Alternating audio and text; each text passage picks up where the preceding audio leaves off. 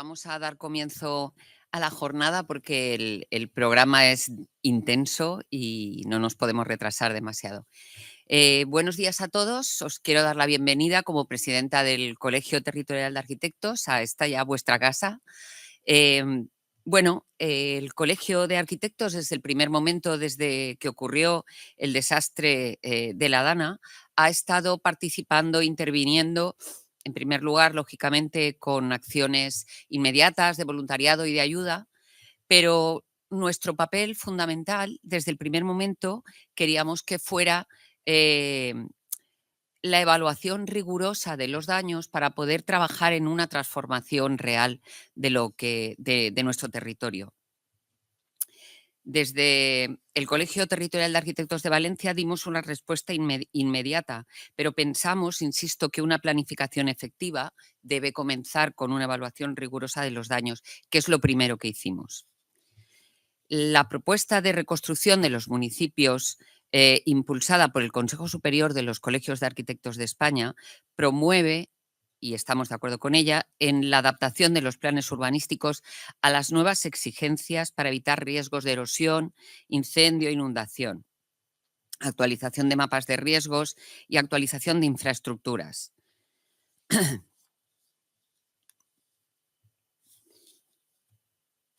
El CETAD cerró esta primera etapa de voluntariado ofreciendo a la administración local, provincial y autonómica los resultados del trabajo que esta tarde creo que trataremos también aquí.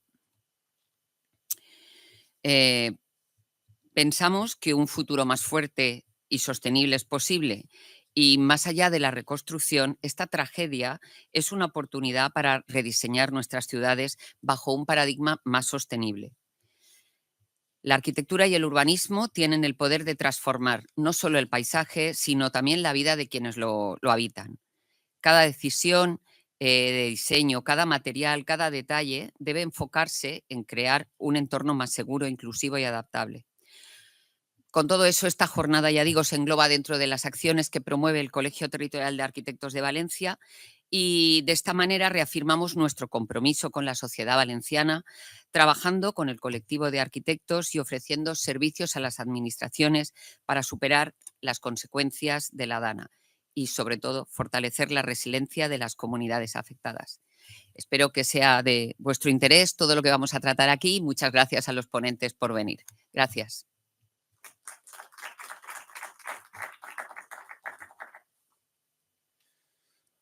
Bueno, soy Pablo Peñés, secretario del colegio. Unas breves palabras para contextualizar un poco el contenido y la programación de esta jornada. En primer lugar, quería agradecer al panel de ponentes que nos acompañan hoy, porque sé de su agenda complicada y además que están siendo sometidos a un estrés. Y más que nada con esa responsabilidad social que tienen todos ellos y esa generosidad con la que han acudido a la llamada de este colegio, ¿no?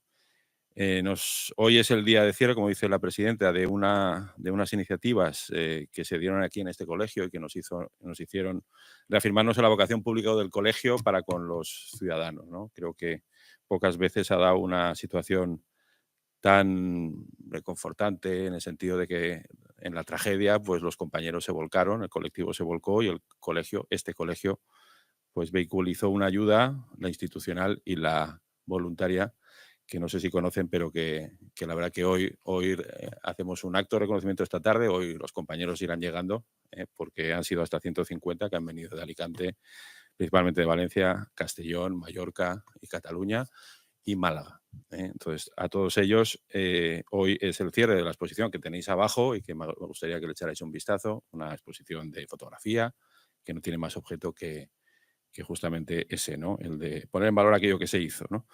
En ese sentido, la jornada se inscribe en ese contexto y también un poco en la continuidad que se está dando en una línea de reflexión que empezó empezó hace tiempo, pero creo reseñar y no equivocarme si el 31 fue de enero, ¿no? Que la Universidad de Valencia lanzó un congreso, unas jornadas con título Canvi Climàtic, y nos pareció muy oportuno darle una continuidad. Tenemos hoy aquí a la catedrática de Geografía Física de la Universidad de Valencia que va que va a ser la primera en tratar como ponencia y título el agua como recurso y como riesgo en un contexto de cambio climático.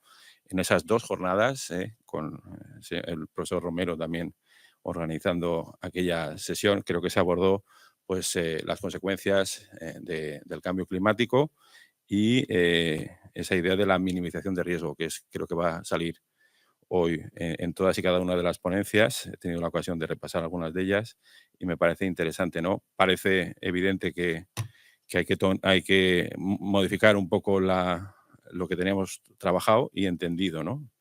Eh, esa fue una jornada provechosa y también decir que el 24 de marzo se produjo también un encuentro en el Colegio Oficial de Caminos, donde también se dio cuenta de las acciones del diagnóstico que se está realizando por parte de las diferentes entes, con la participación de nuestro decano, y también de aquellas conclusiones, pues lo que queremos es estirar el hilo conductor de todas ellas para ver si tenemos al final un marco sólido científico y no tanto político sobre las acciones que se pueden desarrollar. Un libro blanco, un manual en el que entre todos contribuyamos. La perspectiva, digamos, de la jornada, las mesas que hoy hemos organizado tienen este carácter multidisciplinar, por lo tanto, no es una jornada para arquitectos y solo para arquitectos. Creo que es una jornada de la DANA, cuyo título Cambio Climático, Urbanismo, Obra Eólica y Movilidad ya no podía ser más genérico, pero que seguramente la palabra resiliente es la que más nos interesa. Seguirá la presentación del cambio climático por la catedrática Ana Camarasa, la otra ponencia de Félix Francés. Los presento así y lo hacemos más ágil para que ellos vayan subiendo. Félix Francés, que es catedrático de Ingeniería Hidráulica de la Universidad Politécnica y es vicepresidente de la Plataforma Tecnológica Española del Agua, ¿no? Es fundamental pensar que para mitigar los efectos del riesgo, no de la peligrosidad, de futuros episodios de lluvia torrencial, pues habrá que emprender las acciones que se habían pensado o repensar algunas de las que se están ahora bueno, reflexionando con seguramente un nuevo cálculo de riesgo. Esa es un poco el debate, ¿no? Y sobre todo qué tipo de actuaciones se tienen que hacer en obra hidráulica.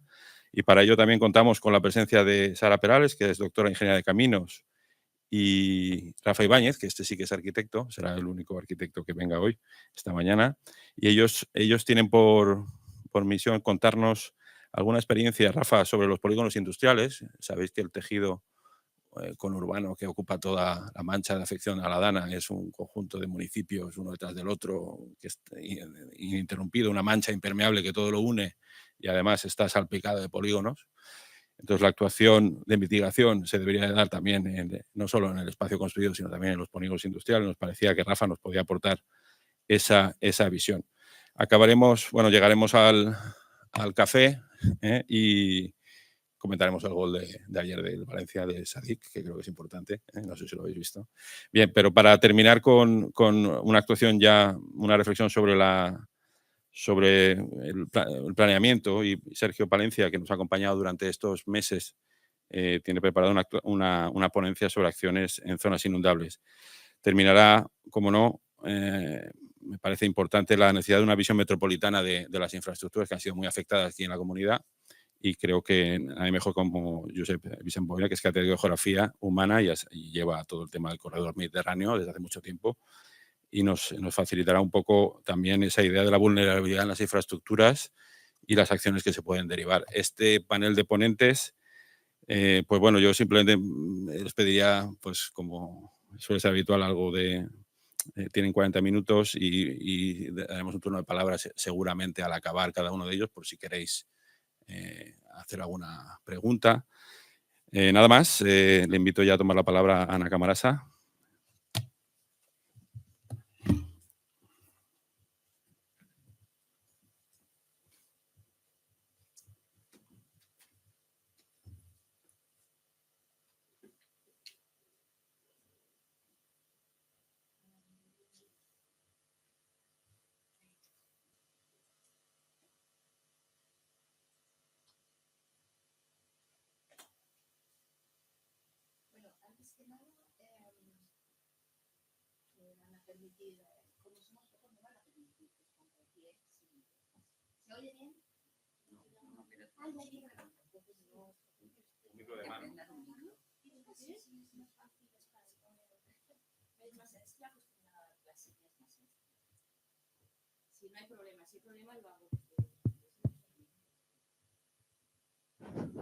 ¿Sí? ¿Me oís? Muy bien. Bien, en primer lugar, yo quería dar las gracias al colegio por la invitación a tomar parte de este acto que me parece imprescindible, me parece muy de agradecer que se estén haciendo todas estas iniciativas desde los diferentes colegios y desde los diferentes entes de la ciudadanía para enseñar, para ayudar a esa reflexión, para aportar materiales sobre esa reflexión. Mi ponencia se titula El agua como recurso y el agua como riesgo en un contexto de cambio climático. Cuando a mí me llamaron me dijeron, más o menos, cuéntanos lo que dijisteis en la primera conferencia esta que hicisteis en la universidad. Y yo dije, hombre, lo mismo, voy a cambiar alguna... Yo dije lo mismo, que no me da tiempo a preparar otras cosas, pero al final he cambiado, he introducido cosas nuevas, algunas quedan. Por eso están aquí el nombre de mis compañeros, Pablo Jiménezón de la Universidad de Alicante, Natalia Limones de la Universidad de Sevilla, Alfredo Hierro de la de Zaragoza y José Damián Ruiz Sinoga de la Universidad de Málaga, porque ellos han contribuido también a esto, al material y a esta ponencia. No quería que contara como algo solo mío. Bien, yo empiezo hablando del ciclo del agua. El ciclo del agua está todo el rato dando vueltas. ¿Por qué? Porque la molécula del agua es la única que es capaz de estar en los tres estados a la vez: sólido, físico y gaseoso. El cambio climático no afecta desde el punto de vista planetario al agua que hay en el planeta. Simplemente está dando vueltas en ese ciclo. Ahora bien, sí que afecta a en qué reservorios está, cuánto tiempo está y cómo pasa, cuáles son los procesos que hacen que pase de un reservorio a otro. De manera que cuando yo hablo de cuenca, estoy hablando de unas entradas, casi me voy a sentar, perdón, casi me voy a sentar porque así, sí. Estoy hablando, se ve si... Para señalar, ¿cómo señalo? Es que no se ve la señalización. Yo quiero señalar, bueno, con este sí que se ve. Vale, siempre me pasa lo mismo, vale. Con este puedo señalar, no pasa nada, lo hago así, con este puedo señalar, vale, aquí sí que lo veo bien.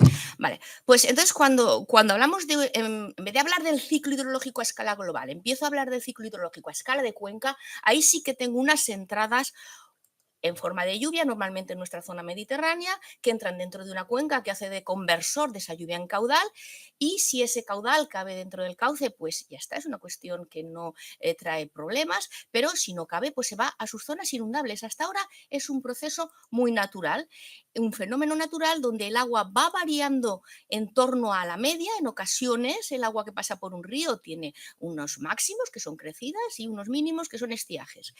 Pero esta variable además es un recurso, porque hay sociedades que se están apostando y que están utilizándolo.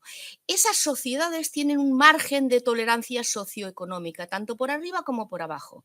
De manera que cuando las crecidas pasan ese margen de tolerancia socioeconómica por arriba, deja de ser un recurso hídrico para ser un riesgo por exceso, un riesgo de inundación. Y lo mismo cuando es por defecto, tendremos un riesgo de sequía. Por eso, como sociedad mediterránea, donde el clima, el contexto morfoclimático ya es en sí muy variable, ni somos húmedos, ni somos secos, ni nos comportamos como la mitad, porque en ocasiones nos comportamos como climas húmedos, en ocasiones como climas secos, no es tan fácil como la regularidad del medio justo. Entonces, de por sí ya es un sistema muy oscilante que hay que mantener en equilibrio, en ese equilibrio mediterráneo, si no queremos tener problemas de riesgo más que de recurso. En este contexto rápido de presentación, la pregunta que es cómo está afectando el cambio climático al ciclo hidrológico en nuestra fachada mediterránea. La exposición va a abordar 4 temas básicos. Un primer tema sobre la alteración de los patrones de lluvia, cómo está intensificando las crecidas, la torrencialidad de los episodios, cómo está cambiando la estacionalidad, cómo se está superando umbrales. Luego, ¿cuál es la consecuencia de esto? Que implica una intensificación del ciclo hidrológico que hace cambiar del recurso al riesgo, y esto es importante para las sociedades que habitan la zona. También a corto y largo plazo implica un desequilibrio morfogenético, y sí que querría hacer una última apostilla sobre la educación y participación ciudadana como el gran reto del siglo XXI. Esto es un poco el orden de la exposición que voy a hacer. Vamos, por tanto, a hablar de la alteración de los patrones climáticos. Lo primero que vemos es que esa bolita que está dando vueltas, ese agua, está más tiempo en la atmósfera porque la atmósfera está más caliente. El calentamiento global conlleva que haya un mayor número de sequías y que esas sequías sean más frecuentes. Aun cuando en la precipitación propiamente dicha, esta es la evolución de la precipitación en la península ibérica, no acaba de detectarse que haya una sequía pluviométrica, que también la hay, que también se han detectado en otros patrones, pero aun cuando no está tan claro, sí que existe un incremento de la demanda evaporativa atmosférica. Luego, la mayor parte de los índices que utilizan tanto la precipitación como la evapotranspiración, los índices de sequía SPI, la mayor parte están hablando de una tendencia a la baja de estos índices, con lo cual implica que cada vez hay mayor número de días sometidos a sequía, tanto en proyecciones de los 3 como de los 12 meses. Y lo que es más importante, están aumentando, o igual de importante, el número de sequías repentinas. Antes hablábamos de flash flood, ahora hablamos de flash drought. Sequías repentinas que en la zona mediterránea, aquí tendremos la magnitud y aquí tenemos la significación, la estadística, que están afectando básicamente a la zona mediterránea, pero si aparte del total anual nos fijamos en el total estacional, vemos como en el verano se están intensificando especialmente. Y esto además conlleva una sinergia, porque si decimos que el verano se está alargando y que hay mayor número de olas de calor, además, ahora hay unas sequías de estas de tipo repentino durante el verano, con lo cual está aumentando mucho la demanda evaporativa de la atmósfera. Esto implica un estrés hídrico. Se reduce el recurso, por tanto, y aumenta el riesgo. Aquí tenemos la disminución de la humedad media en los suelos de la capa arable, en los primeros 30 centímetros. Está hablando de que existe un incremento de días en que los suelos están por debajo del punto de marchitez. En los ecosistemas mediterráneos sobreviven a partir del agua que guardan en sus depósitos. El sistema mediterráneo no le llueve hay un periodo importante de déficit hídrico durante el verano. Hay una gran variabilidad intraanual, con una época de déficit importante. Pero es que también hay una gran variabilidad interanual. Pueden haber varios años en los que no llueve. Entonces, ¿cómo sobreviven esos sistemas? Guardando agua cuando llueve.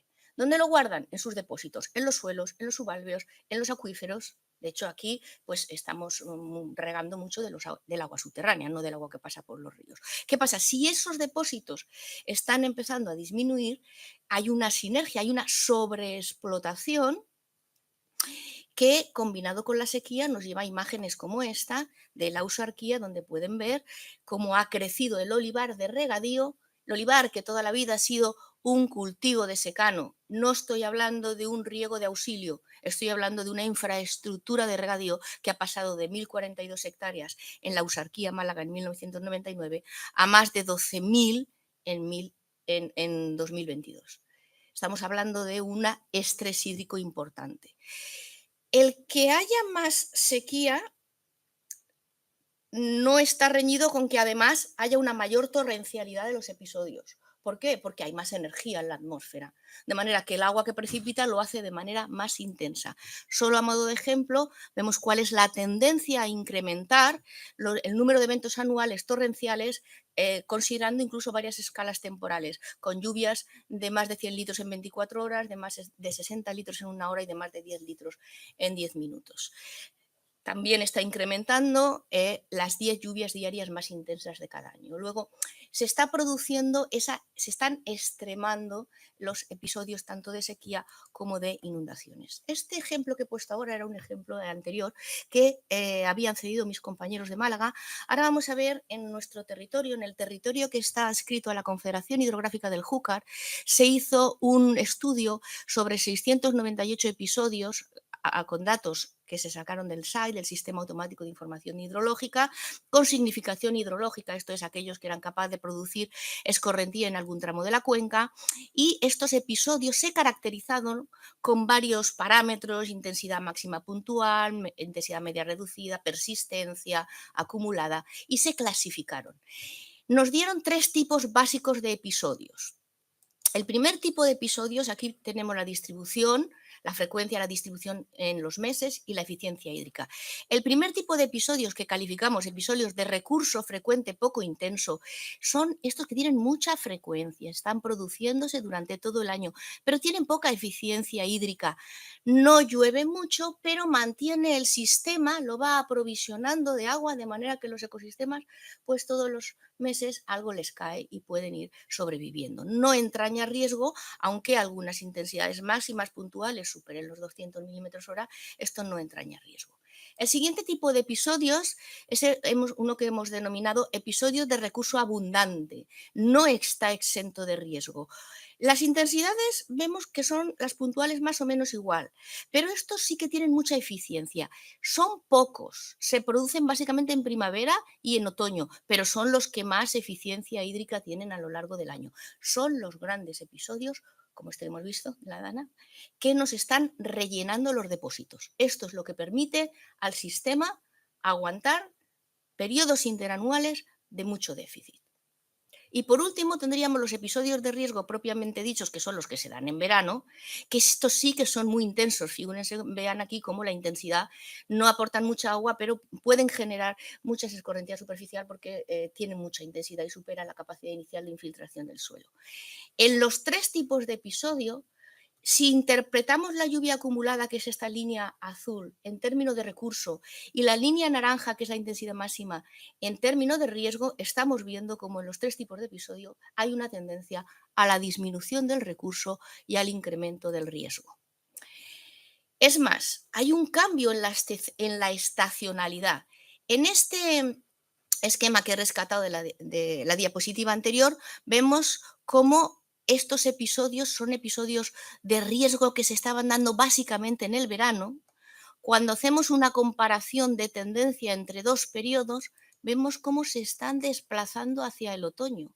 De manera que están empezando a coincidir con estos otros episodios de gran magnitud. Aquí estamos ya ante un paradigma donde está coincidiendo cantidad e intensidad. Y esto ya está superando un poco la capacidad de predicción de los sistemas que hemos tenido, pues de la cartografía de riesgo, de los parámetros con los que partíamos. No contábamos con esta sinergia tan brutal de que se están desplazando los episodios más intensos y están empezando a coincidir con esos otros que ya suponían un riesgo por la cantidad, pero que además ahora se les suma la intensidad. Por tanto, se están empezando a superar umbrales de intensidad. Este es un ejemplo. Aquí tenemos la intensidad máxima horaria.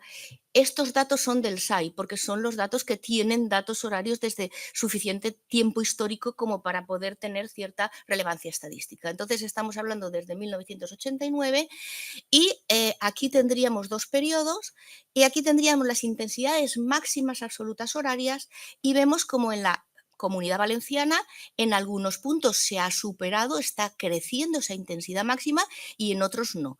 Reflejado en el mapa, veríamos cómo las zonas azules son las que reflejan un incremento en esa intensidad horaria, las naranjas un decremento, las grises se han quedado como estaban.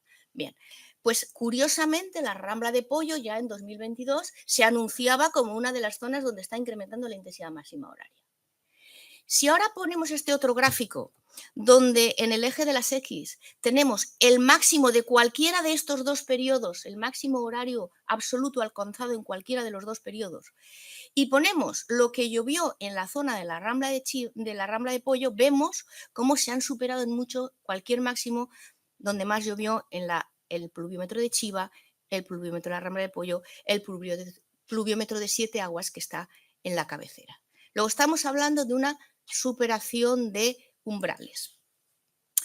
Aquí tengo una tabla que ya es un poco antigua, pero en su momento se hicieron también con datos antiguos del SAI, porque como digo, tengo que hacer una referencia a al SAI, porque Abamed ya no existía entonces, donde habíamos detectado que la máxima intensidad en 1 hora, en 6 horas, en 24 horas. En este episodio, con los datos de Abamed, esta red nueva, vemos cómo se ha superado el máximo horario, se ha superado el máximo de 6 horas, se ha superado el máximo de 24 horas. En algunos casos se ha doblado. Estamos hablando, por tanto, de un episodio donde ya se están evidenciando los efectos del cambio climático. ¿Esto qué implica? Pues esto implica que hay una intensificación del ciclo hidrológico, hay una alteración del ciclo hidrológico. Recupero el esquema este inicial donde vemos la cuenca con unas entradas de lluvia en una cuenca que convierten en caudal y que transfiera espacios inundables si no cabe en el cauce. Y vamos a ir rellenando un poco cómo son estas características, ejemplificando la Ardana de 2024. La lluvia, un episodio extraordinario donde se une cantidad de intensidad. ¿Por qué es importante la intensidad? Porque la misma cantidad de lluvia, este dibujito lo expresa, la misma cantidad de lluvia, si se condensa mucho en el tiempo, esto es, si tiene mucha intensidad, genera un pico de hidrograma muy importante que es muy probable que no quepa en el cauce. Estamos hablando que esta lluvia, siendo la misma cantidad que aquí me está generando un pico que puede ser un riesgo, mientras que aquí pues la respuesta de la cuenca es mucho más pausada, es un recurso, el agua está más tiempo en el cauce, los picos son menores y sobre todo los tiempos de reacción que tiene la cuenca, fíjense el tiempo de respuesta de este hidrograma frente a este, que podemos traducirlo en tiempo que tiene la población o los servicios de emergencia para reaccionar. Por eso no solo es importante lo que llueve, también es importante cómo llueve. Este es el dietograma medio de Chiva. Y vemos cómo después de haber llovido una primera tanda de lluvia con intensidades puntuales máximas de 150 milímetros hora y después de ya haber llovido 125 milímetros, se sucede otra tanda de una persistencia importante de las altas intensidades. Durante más de 5 horas está lloviendo con una media superior a los 84 milímetros hora sostenidos, con máximos que por supuesto superan los 300 milímetros. Al final se totalizan unos 600. Esta capacidad está superando en mucho la capacidad inicial de infiltración del suelo. Esto que nos cuentan en hidrología, que yo lo cuento a mis alumnos, ¿cuál es el ciclo hidrológico? Pues empieza a llover, la primera que pasa es que parte de esa lluvia ya directamente se evapora, otra parte se intercepta, otra parte llega al suelo y se infiltra. A partir de ahí pasan los acuíferos. Hay transferencias desde los canales hacia los acuíferos y ya cuando todo esto está saturado más o menos es cuando empieza la escorrentía superficial, más o menos ese patrón se altera, porque con estas intensidades se está produciendo lluvia superficial, aun cuando esos suelos no les haya dado tiempo a saturarse. Y otra cuestión importante, fíjense usted dónde está lloviendo en la cuenca alta. ¿Qué está lloviendo en la cuenca baja? En Quart de Poblet 5 milímetros, en Paiporta 6, en Torrent 6. Esto implica que la gente que está viviendo en la cuenca baja, donde va a llegar toda esta agua, porque esta cuenca no tiene presas que retengan en ningún sitio, entonces toda esta agua va a llegar aquí. Y la población que está ahí no la está percibiendo porque no le está lloviendo encima y porque no son conocedores, que por eso en la fase esta de educación final es muy importante, del sitio donde viven y de la cuenca que les está amenazando. Vamos a rellenar el siguiente. Toda esta agua entra en una cuenca, sufre una rápida conversión de la lluvia en caudal, empiezan a actuar sistemas auxiliares como el sistema de Posalet, la Saleta, formas relictas de drenaje, formas paleocanales, canales que en su momento funcionaban, que ahora ya han dejado de funcionar porque el río ha tomado otras directrices, pero que cuando hay una lluvia de estas características y unos caudales de estas características empiezan otra vez a funcionar. Hay, por lo tanto, una activación de todas esas formas relictas de drenaje y también la rapidez lleva a que se formen frentes de ola móvil sobre cauce seco, en algunos casos con un caudal punta muy extraordinario. Se produce la conectividad hidrológica de la cuenca. ¿Qué pasa con las cuencas mediterráneas? Las cuencas mediterráneas no están conectadas siempre. Eso quiere decir que En ocasiones llueve en la cabecera y el agua no llega al mar. ¿Por qué? Pues porque se va perdiendo, entre comillas, por el camino. No se pierde, no se pierde, se transfiere. ¿A dónde? A esos almacenes que tiene la cuenca para aguantar hasta el final, de manera que en ocasiones los cauces pierden su morfología y si queremos aprovechar o queremos que no nos inunden, acabamos pues canalizándolos o haciendo una acequia para sacar el agua para que no nos inunden. Bien, esa conectividad no pasa en las zonas húmedas. En las zonas húmedas los cauces llevan siempre agua. ¿Por qué? Pues porque están conectados con el acuífero, siempre hay un caudal de base, el Júcar lleva agua, siempre. Pero, como digo, en el caso de las zonas semiáridas, lo normal es el ver el cauce así, el cauce seco. Es el cauce el que está transfiriendo agua a los acuíferos y a sus zonas de almacenamiento. Y por tanto, esto es otro factor más de que no se perciban zonas de barrancos y ramblas como zonas de riesgo. ¿Cuándo se conecta la cuenca hasta el exutorio? El exutorio es la desembocadura. ¿Cuándo se conecta hasta el final? Con episodios de gran magnitud. ¿Y qué es un episodio de gran magnitud? Pues un episodio donde llueve mucho, mucha lluvia acumulada, o donde llueve muy intensamente. Eso es un episodio de gran magnitud. ¿Cuánto llueve? Influye sobre todo en las aportaciones y en los balances hídricos. Cuanto más llueve, más grandes son los caudales punta, más grandes son los parámetros de escorrentía porque los umbrales son más grandes porque hay más agua que se transfiere, etc. ¿En qué influye el cómo llueve? El cómo llueve, la intensidad, lo que está influyendo es en la velocidad de respuesta de la cuenca. De manera que este lag time, esta velocidad de respuesta de la cuenca, es mayor a medida, es menor a medida que aumenta la intensidad. Cuanto más intenso es un episodio, menos tarda la cuenca en responder y en consecuencia menos tiempo tenemos nosotros para reaccionar. Si estacionalizamos esto, vemos cómo esas intensidades máximas se ubican básicamente al final del verano y en el otoño. El hecho de que la lluvia se convierta rápidamente en caudal sin dar opción a esos procesos de transformadores que hacen que poco a poco vaya generándose caudal, nos genera un pico de estas características. Este no es el pico de esta avenida. El pico de esta avenida, ahora después lo pondré, que me lo dieron en el SAI, simulado porque se llevó el caudal. Bien, este es el pico de la avenida de 1988 en El Pollo, donde vemos cómo pasa de no llevar agua a llevar el pico en solo 15 minutos. ¿Qué está pasando? Está pasando esto. Un frente de ola móvil que, si ven ustedes, este frente de ola se está desplazando sobre un cauce seco. Aquí están aún las matas de vegetación preparadas para ser arrampladas, valga la redundancia de la rambla, por este frente de ola móvil que se está desplazando sobre un suelo seco, por tanto llega sin esperarlo, llega con mucha velocidad y con mucha, pues eso, es muy inesperado. Y además es un color marrón, no es agua destilada, viene muy cargado de sedimento y es esa fuerza la que entiendo que luego nos hablará Félix, es esa fuerza la que nos mueve coches, la que nos mueve edificios y las que causa esos enormes destrozos que hemos visto en esta lana. La precipitación, por lo tanto, y el caudal, por lo tanto, es a la vez un recurso y un riesgo.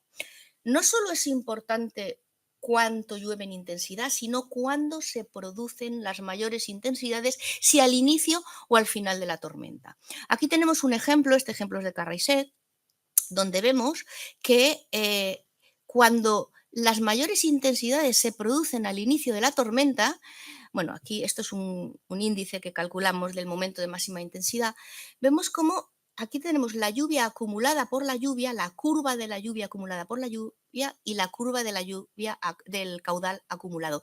Vemos cómo se parecen mucho. Aquí hay dos pulsos, aquí hay dos picos. Es como si diéramos un impulso eléctrico o le diéramos un impulso a una cuerda. Se está reproduciendo, el caudal reproduce mucho lo que está pasando en la lluvia. Sin embargo, cuando las intensidades máximas, bueno, ahora veremos esto, cuando las intensidades máximas no se producen al inicio de la tormenta, sino que se producen más adelante, la respuesta de la cuenca sigue siendo una respuesta inmediata, porque sigue siendo un flash flood, es una rambla. Pero aquí la curva de acumulación de la lluvia ya no se parece tanto a la curva de acumulación del caudal. ¿Por qué? Porque aquí están actuando todos los procesos de la cuenca. Aquí la cuenca está haciendo su función de convertir la lluvia en caudal superficial y en ir quedándose y rellenando sus depósitos. Por eso los tiempos son tan distintas y la manera de acumular son tan diferentes. En términos interpretativos, esto implica que aquí hay un mayor coeficiente de escorrentía y también aquí hay un menor tiempo de retraso. Estoy hablando de 1 hora y media, mientras que en este caso estoy hablando de 6 horas de retraso. Esto es de 6 horas de 11 horas de reacción.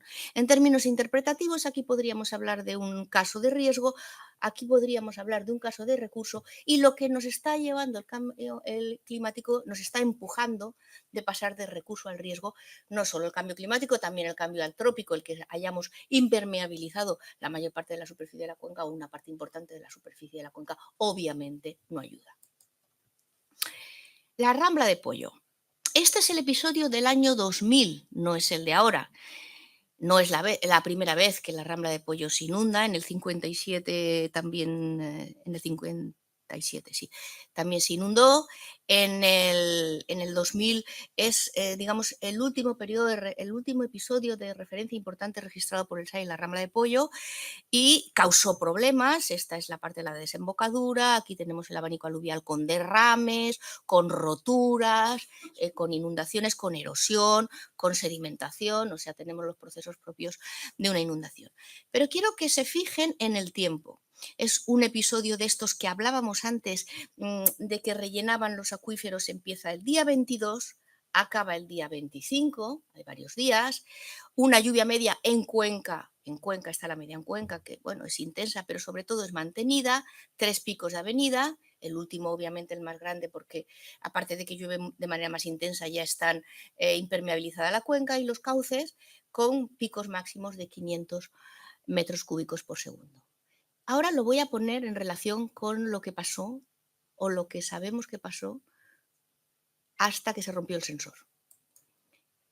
Están a la misma escala temporal y a la misma escala de magnitud. Vemos lo pequeñita que se queda la crecida del 2000, que ya nos produjo todos esos problemas, con un hidrograma que solo se registró hasta aquí. Este me lo han pasado desde el SAIS, es una reconstrucción, pero hasta el pico sí que fue verdad lo que se registró, y estamos hablando con incrementos de pico de caudal de más del 300% respecto de esta avenida que ya en su momento fue muy importante. Y no hay que perder de vista que esto es lo que se registra aquí, en 185 kilómetros de cuenca, cuando la cuenca está teniendo una superficie de unos 420, 460 kilómetros cuadrados. Y cuando todos estos afluentes, como ustedes saben, el Barran de la Horteta llevó mucho caudal, tendríamos que, como mínimo, conocer lo que pasó aquí, poner un sensor aquí.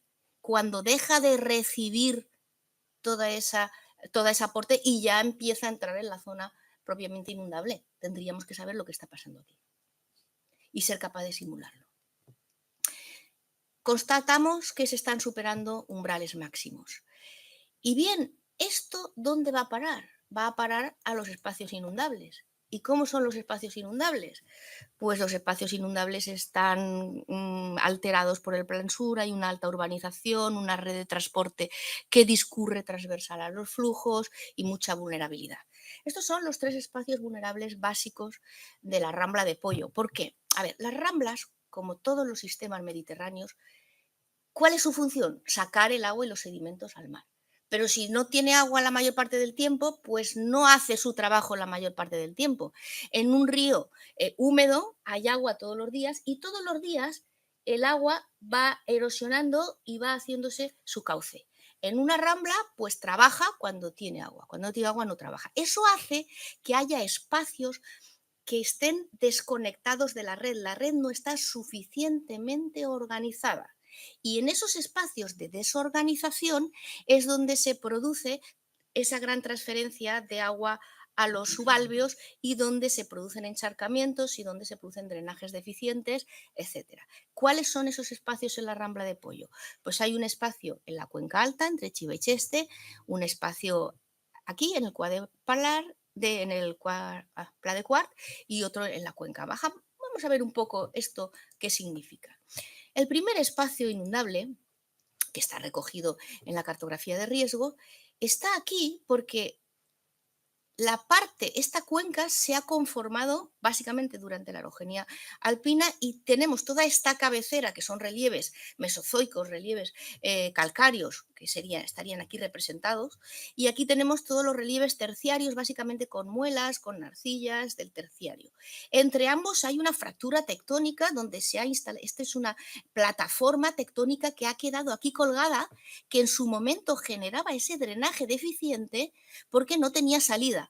En la actualidad está siendo capturada por la propia Rambla de Chiva de Pollo por este lado, por aquí, y por el otro lado la plataforma está siendo capturada por el Barranco de las Ventas y va a parar al río Turia. Luego esto es una zona de drenaje deficiente, zona inundable, que se llama, atención a la toponimia, la Almarjal. Obviamente no hay arroz, se inunda, pero lo que hay no es una almarjal. Lo que hay son unos campos de vides, de secano, pero a la población ya le suena que cuando se inunda algo es una marjal. La siguiente zona inundable sería esta del Pla de Quart, donde aquí confluyen la propia Rambla de Pollo, el Barran de Posalet, la Saleta, y donde aquí también está contemplado en la cartografía inundable. Aquí esto es un abanico aluvial que construyó la Rambla de Pollo sobre un glacis pleistoceno, y aquí hay todas esas formas de auxiliares, algunas relictas, otras que están funcionando solo en un momento de crecida, y puntos conflictivos, puntos, por ejemplo, donde cruza la Nacional 3 con la Rambla de Pollo, porque son puntos donde las redes de transporte van transversales a los flujos naturales, donde se han producido desbordamientos. Esta zona se llama Les Bases, por algo será. Y en estas zonas, ahora veremos qué es lo que qué tenemos como ocupación del suelo. Pues básicamente tenemos unos usos urbanos y unos usos de equipamiento que están, digamos, completando, están ahí ubicados en una zona poco recomendable. ¿Por qué le llaman Les Bases? Pues porque era una zona que en el siglo XVIII presentaba este aspecto, una zona de derrames.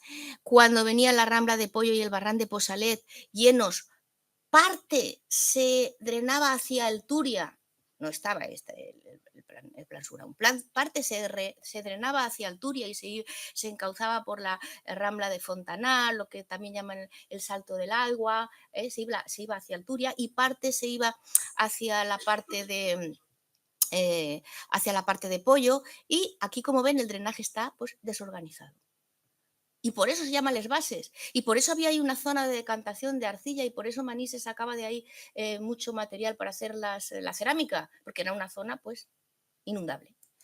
No gusta esto, no gustaba ya en el siglo XVIII, y hacen este empalme. Este empalme, que como ven es un empalme absolutamente antrópico, la naturaleza nunca hace estos ángulos rectos, salvo que esté determinada por una estructura enrejada tectónica, y conectan la Rambla de Pollo con el Barran de Torrent. Ya en el siglo XVIII los habitantes de Torrent y los habitantes de Catarrocha ya estaban muy moscados con este tema, ya denunciaban que estaban teniendo muchas más inundaciones de que habían hecho este empalme, y fíjense ahora pues todo el tipo de usos del suelo que tenemos aquí, en esta zona que se llamaba Les Bases. También la cuenca baja tiene sus zonas inundables, y también la cuenca baja es un abanico aluvial. Aquí tenemos todos los derrames que se produjeron en 2008 y puntos conflictivos de paso de las infraestructuras viarias que tienen una capacidad de drenaje pues que se ha quedado corta, obviamente, no sé lo que tendrá, lo dirá Félix mejor que yo, pero no creo que tenga una capacidad superior a los 800 o 900 metros cúbicos por segundo. Y cuando estuvieron bajando, como digo, solo en la cabecera ya habían 2000. Bien, usos que tenemos aquí, pues básicamente todos estos colorines, usos urbanos.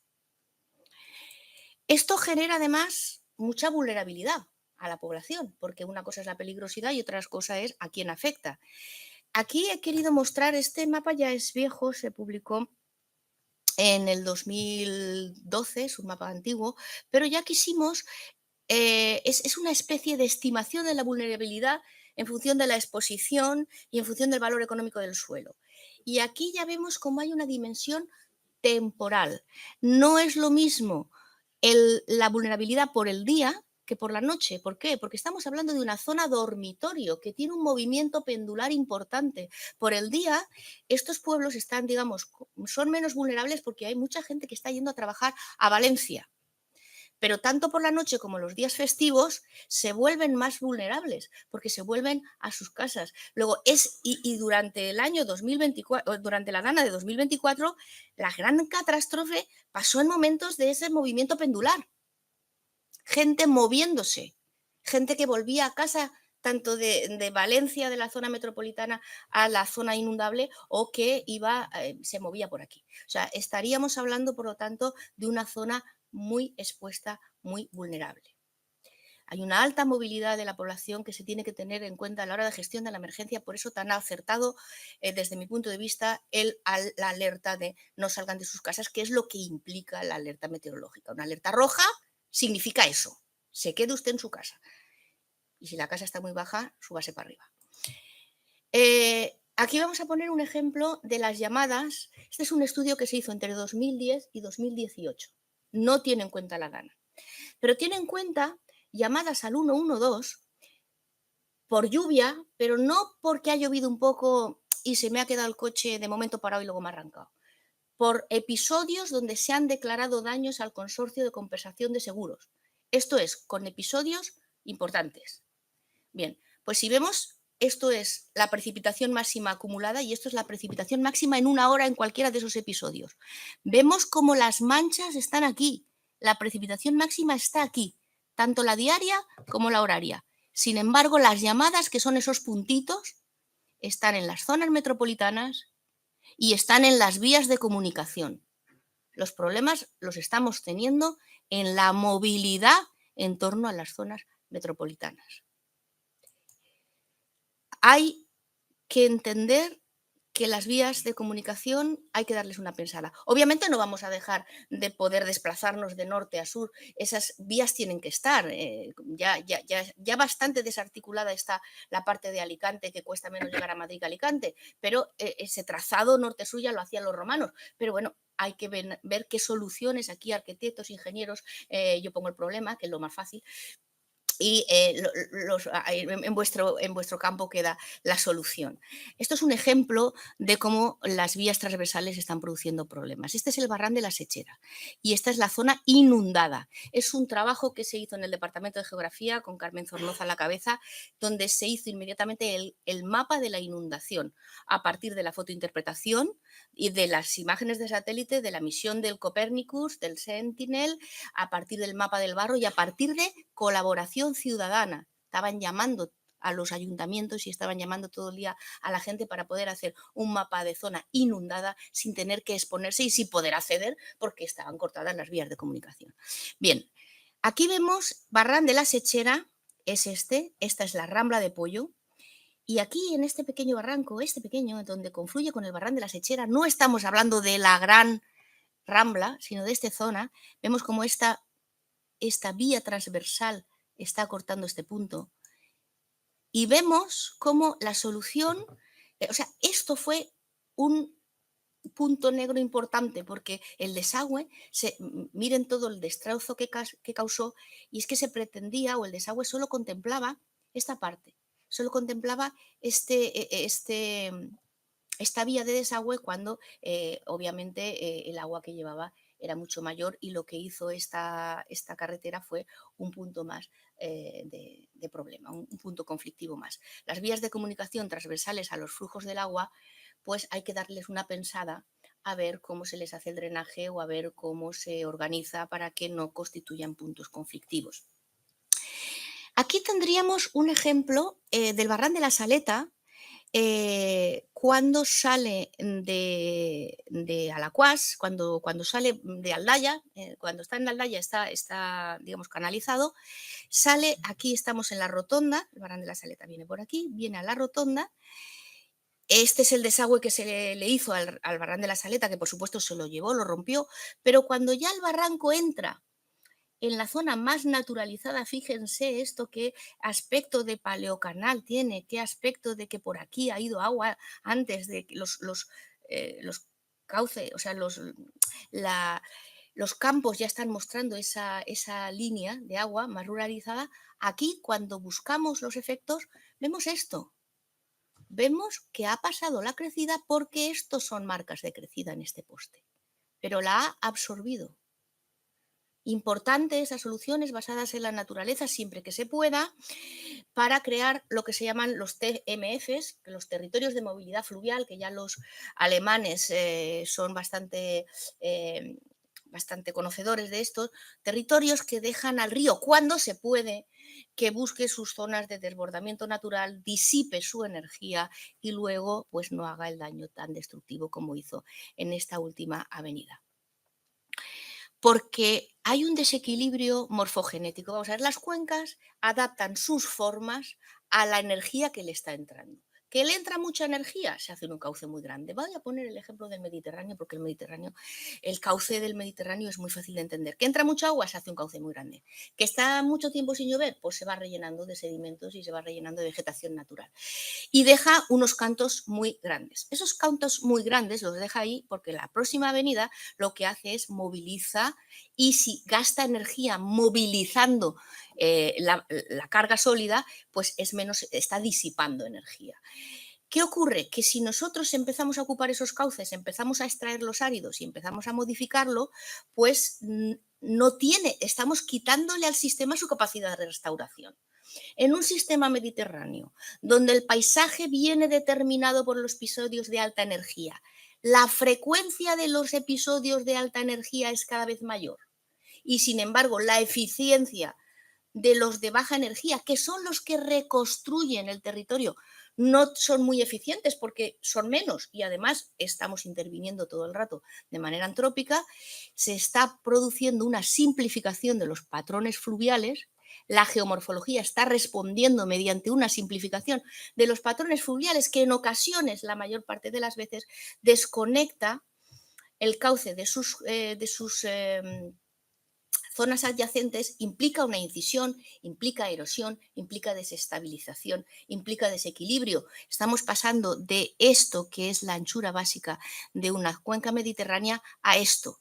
Y tenemos pues lo que hemos visto antes, aquí tenemos el Barranc de la Saleta en Aldaya, que llegó hasta aquí el agua porque estamos desarticulando las morfologías normales, aquí normales para un río mediterráneo. Este es otro ejemplo donde cruza el Barranco del Pollo con la línea 3 de Rodalías en Cheste. Aquí vemos cómo el agua se llevó el puente y aquí vemos cómo esto que parece aquí un chicle pegado es un tráiler, porque el agua llevaba suficiente fuerza como para estampar ahí el tráiler transportando bolos de esta dimensión. El viernes pasado estuve porque llevamos a los alumnos del máster y todo este sedimento que ven aquí, ya no había este sedimento. Ya estaba, se habían llevado, había habido ahí, no sé quién lo autorizaría, pero había una extracción de áridos importantes. Ya se había vuelto a dejar al río desprotegido y propenso al descalzamiento. Siempre que sea posible, hablamos de soluciones basadas en la naturaleza. Aquí era posible. Aquí era el río Aragón en Caparroso. El río Aragón, como saben, es uno de los máximos afluentes por la margen derecha del río Ebro y había producido muchos problemas. Se procedió a quitarle este espigón lateral y en la siguiente inundación tuvo esta inundación natural salvando al municipio. Siempre que sea posible, la naturaleza tiene que tener tiempo para reequilibrarse. Y esto es muy rápido. Una atención a los trabajos de educación y participación ciudadana. No sé cómo voy de tiempo, ahora mismo me cortan si, si es necesario, acabo enseguida. Onteniente, en 2018, esta es la zona, esto es Onteniente, esta es la zona inundable de Onteniente. Se hizo una encuesta, 2018, de percepción del riesgo a la población. Solo un 16% de la población percibía un riesgo alto. El 40% no percibía riesgo y el otro 44% tampoco. Un riesgo medio, así por decir algo, porque en las encuestas a veces hay que decir algo. Esto es lo que pasó en 2019. Y a la pregunta en esa misma encuesta, ¿ha recibido información de cómo actuar en caso de inundación en todos los rangos de edad? La respuesta fue no. No es una cuestión solo de comunicación, es una cuestión de educación, y educación es a largo plazo.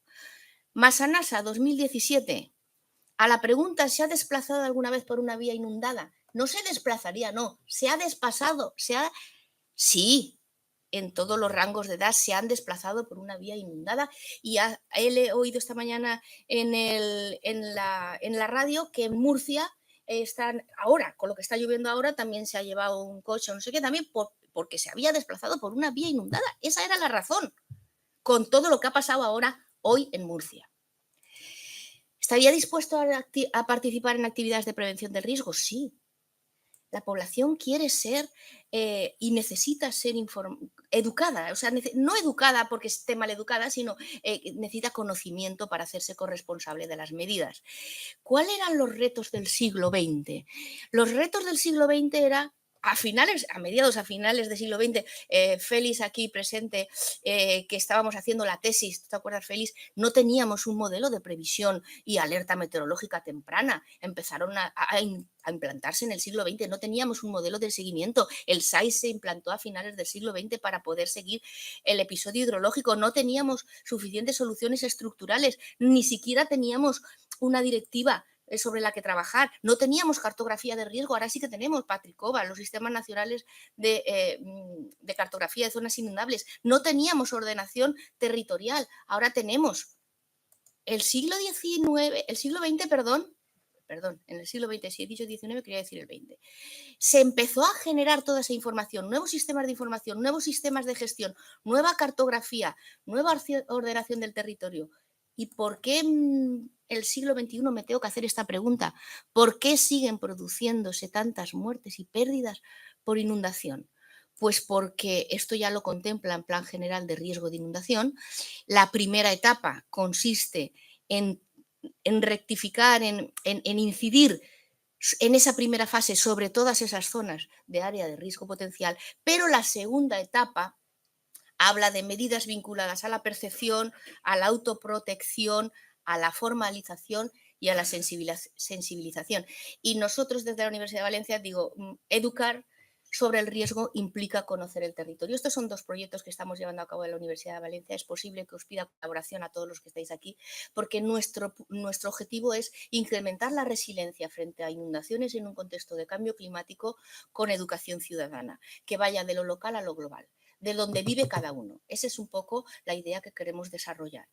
¿Y para qué? Pues para que esa oscilación de los sistemas mediterráneos se mantenga ahí, donde ha estado siempre.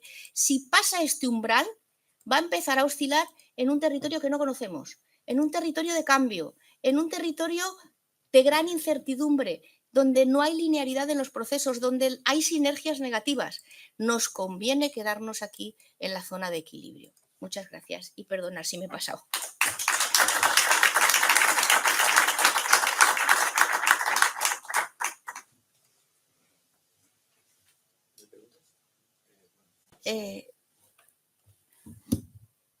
Sí. ¿Alguna pregunta en la sala?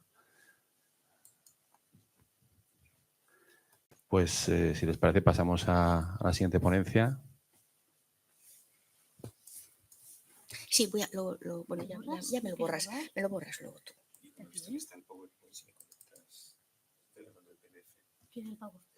Es más.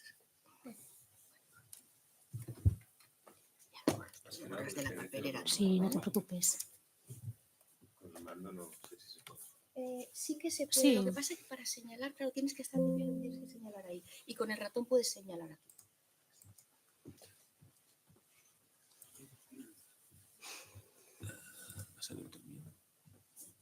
¿Ana? ¿Ana? No. Ah. El primero. Espera, pincho, ¿vale? Aquí.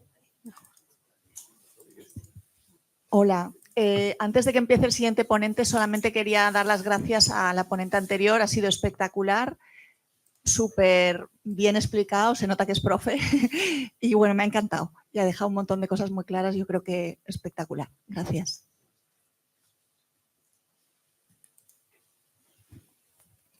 Bueno, yo tengo que decir que a mí también me ha encantado.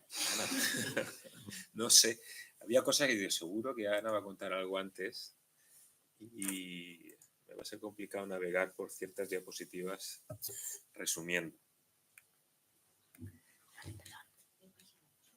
No, vamos bien de tiempo. Seguimos con la siguiente ponencia, que como habíamos comentado es de a pie, cargo porque- de Félix porque Francés, que saben ustedes que es catedrático de la Universidad Politécnica de Valencia y cuya ponencia es la gestión del riesgo de inundación en el caso de la Rambla del Pollo. Adelante, Félix, cuando quiera.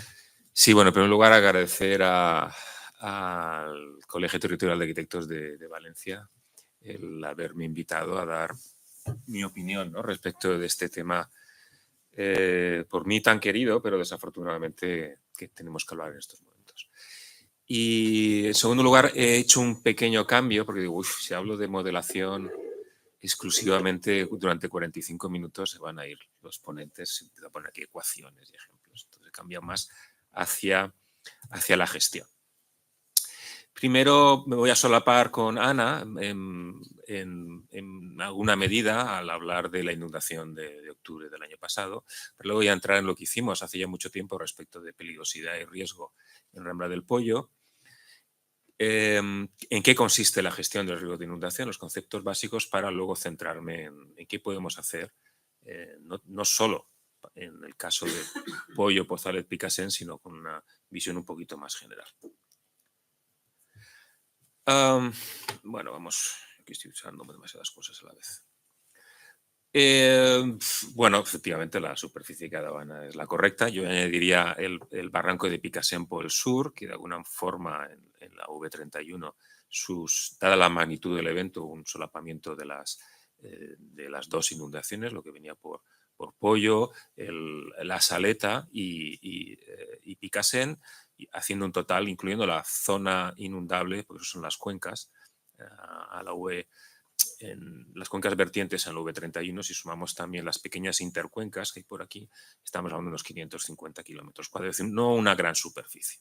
Yo también gasto el evento de 1988, que yo, haciendo memoria, igual me lo pasó Ana, cuando empezaste a trabajar en el SAI, porque es que es paradigmático de lo que es una avenida relámpago. Desde siempre gasto este ejemplo para explicar lo que es este tipo de crecidas, ¿no? Solamente añadir un par de detalles respecto de lo que has contado. Están asociados a cuencas pequeñas, pero con tiempos de contracción pequeña, con fuerte pendiente y el detalle yo creo que es importante para explicar estas situaciones es que las lluvias torrenciales tienen una duración similar al tiempo de concentración o tiempo de respuesta de las cuencas. Y estamos hablando a nivel planetario, ¿no? Cuando hablamos de crecida relámpago, pues estamos hablando de 6 horas, que no significa que no haya ningún tiempo de reacción, pero estamos hablando de poco tiempo, en torno de unas pocas horas, ¿no? 6 como un valor modal. Claro, el hecho de que haya altas velocidades supone mayor capacidad de destrucción y de arrastre, incluyendo el arrastre de sedimentos y detritos, lo cual significa, por un lado, mayores costes de limpieza por los depósitos que se producen en la zona que se va a inundar, sobre todo en las redes de colectores. En muchos casos hay que renovar la red, que es probablemente lo que vaya a pasar en una buena parte de la red va a haber que rehacerla porque el coste de limpieza es superior al coste de la de nuevo. Y estos sedimentos van a significar un incremento de la densidad del flujo, lo cual incrementa esa capacidad de destrucción y de arrastre. En general, en los países desarrollados, la mayor el mayor número de víctimas están relacionados con avenidas relámpago y o con movimientos de coches. Y en este caso pasaron las dos cosas más, el aspecto muy importante de que no estaba lloviendo en la zona que se iba a inundar y no había ninguna alerta o no hubo una alerta a tiempo. Me ha extrañado que no pusieras el mapa de Cabanilles, en el que ya menciona la Rambla del Pollo. Yo creo porque lo que ocurrió realmente fue en Chiva, en unos años antes de que pasara José Antonio Cabanilles por allí, y yo creo que volvieron a reconstruir las casas exactamente igual como estaban antes de ser destruidas en 1775. Bueno, este es el mapa de 500 años de periodo de retorno en el conjunto Pozalet, Pollo y Picassent. Yo creo que cuando has hablado de soluciones basadas en la naturaleza, bueno, yo tengo que decir algo, porque igual se pierde esta opción. En esta zona donde hacía los 90 grados por 2 veces de forma artificial, Rambla del Pollo, es una zona de desaparición, pero que fundamentalmente hoy por hoy sigue estando ocupado por suelos agrícolas. Yo creo que debemos mantener esta zona como una zona inundable porque está haciendo de efecto laminador hacia aguas abajo. De hecho, en el evento del 2000 prácticamente no hubo daños en Rambla del Pollo por este efecto de laminación, a pesar de los 500 metros cúbicos por segundo de caudal pico, y donde sí que hubo daños es en Pozalet porque no hay nada. El barranco desaparece justo un poquito antes del cruce con el bypass y se da de morros primero con el polígono industrial neoliberal y luego con los polígonos de Cuart, ¿no? A continuación. Y sí que generó daños en 2000. Por ejemplo, haciendo que un centro principal de comunicaciones de Airtel, se llamaba en aquel momento, pues decidió irse. O sea, no podemos estar aquí. Yo creo que para algo con ese nivel de punto estratégico, un nodo principal de telecomunicaciones, creo que la decisión fue correcta. Respecto de la lluvia, bueno, insistir que coincidió ese segundo bloque de lluvia con una duración de unas 5 horas con ese tiempo de respuesta.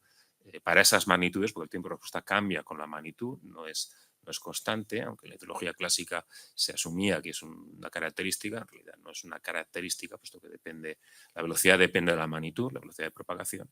Y bueno, para estas grandes magnitudes, probablemente estamos hablando de un tiempo de respuesta del orden de 5 horas, que es justo el segundo bloque, ¿no?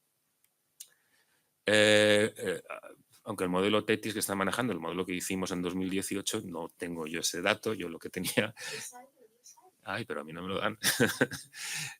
Bueno, da igual. Yo el dato que tenía de 2800, el caso es que de todas formas es extraordinario, o sea, 2800 o 2300.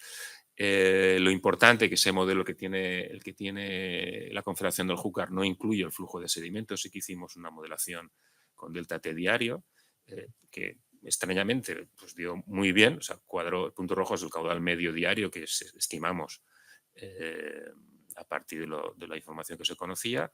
En negro es el flujo total, en azul el flujo líquido y en rojo el flujo de sedimentos. El flujo de sedimentos es un 30%, estimamos en un 30%. Ahora estamos construyendo el modelo subdiario incluyendo sedimentos.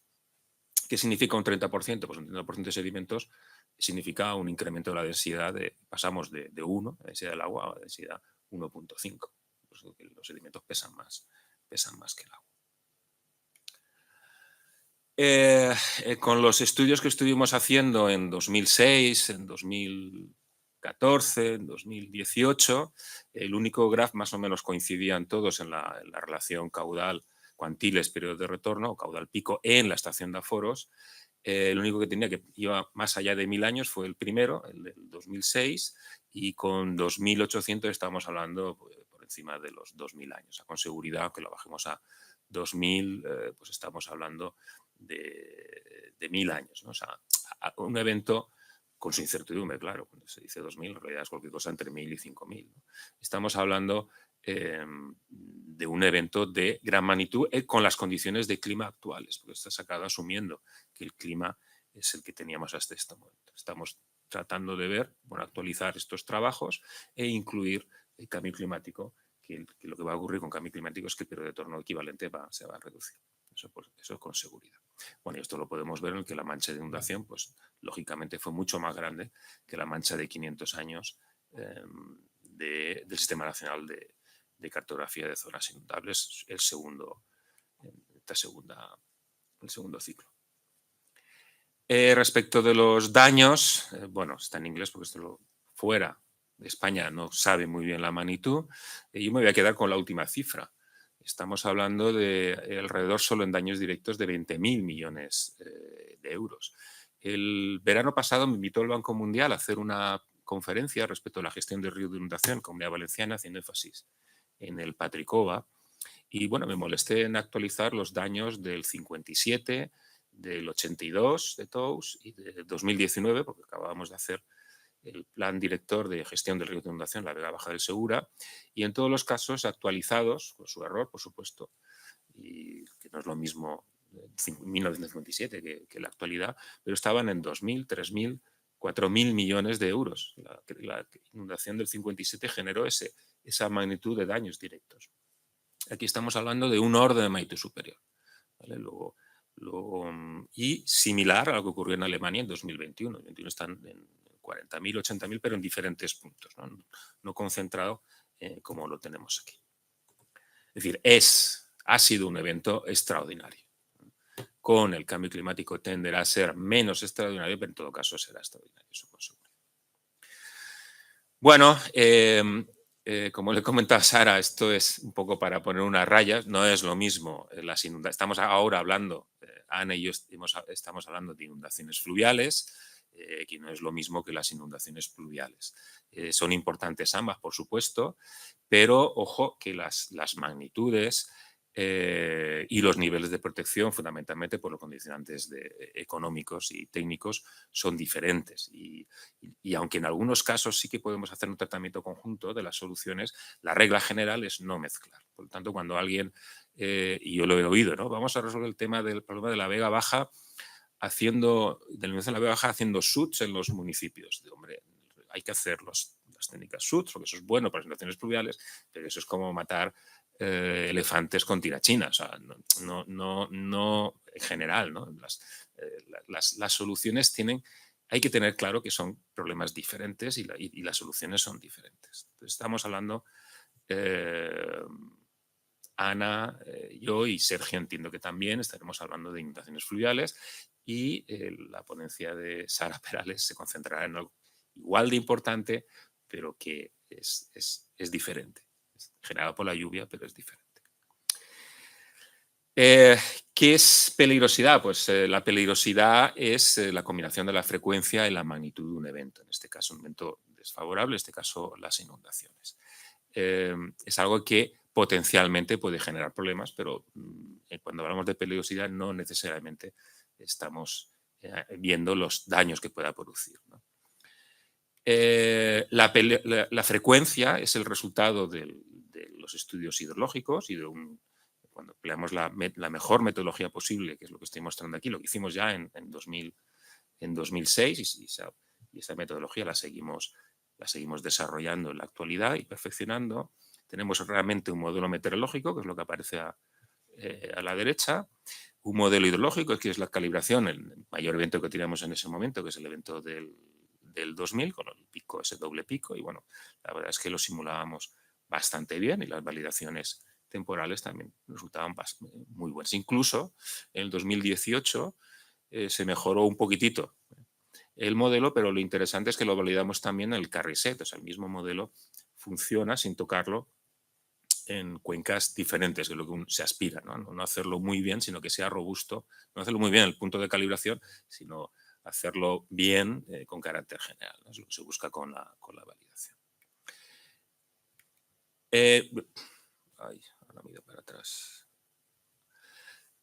Una vez teníamos los resultados de simulación de unas 400 eventos, ahora manejamos, la capacidad de computación es mucho más fuerte, ahora manejamos miles o centenares de eventos y bueno, haciendo un análisis estadístico a posteriori, pues conseguimos esa relación entre caudales pico y periodo de torno en cualquier punto del ámbito de modelización, no solo en la estación de Afos.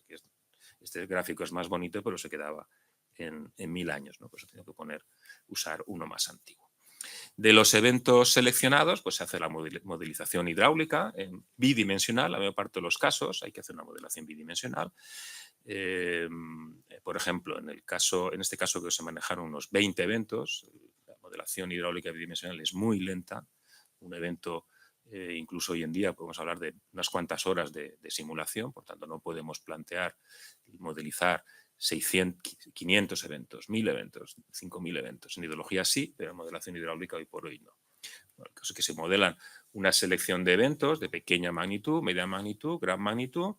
En cada píxel hacemos una regresión de los calados máximos y el resultado ya sí que son lo que todo el mundo conoce como mapas de peligrosidad, calados máximos alcanzados para diferentes niveles de probabilidad. Como estamos haciendo unas interpolaciones, pues dime qué periodo de torno quieres y te saco el mapa, ¿vale? Casi automáticamente. Te hacen unos pequeños retoques, por supuesto no puede haber calados negativos y alguna cosita más. Bien, un tema importante, la escala. No es lo mismo hacer mapas de detalle, que es el objeto de la directiva marco y por tanto lo que vemos en el Sistema Nacional de Cartografía de Zonas Inundables, que utilizar una escala regional. ¿Por qué es importante esta diferenciación? Porque el objetivo es diferente. Lo que quiere ordenación del territorio, lo que quería la Generalitat Valenciana a través de la Dirección General, como se haya ido llamando, ahora creo que depende de urbanismo, es tener una visión exhaustiva en el espacio, aunque sea perdiendo precisión, para prevenir, para ir por delante de los acontecimientos y orientar la planificación territorial, tanto a escala regional como a escala municipal. Hoy por hoy no podemos hacer esa cartografía regional con un alto detalle por una cuestión económica fundamentalmente. Y a lo mejor tampoco tiene mucho sentido. En cambio, la directiva marco lo que establece es primero una selección de zonas de mayor riesgo y en esas zonas de mayor riesgo pues hacer la cartografía de detalle y, como ha mencionado Ana, después un plan de gestión de riesgo de inundación.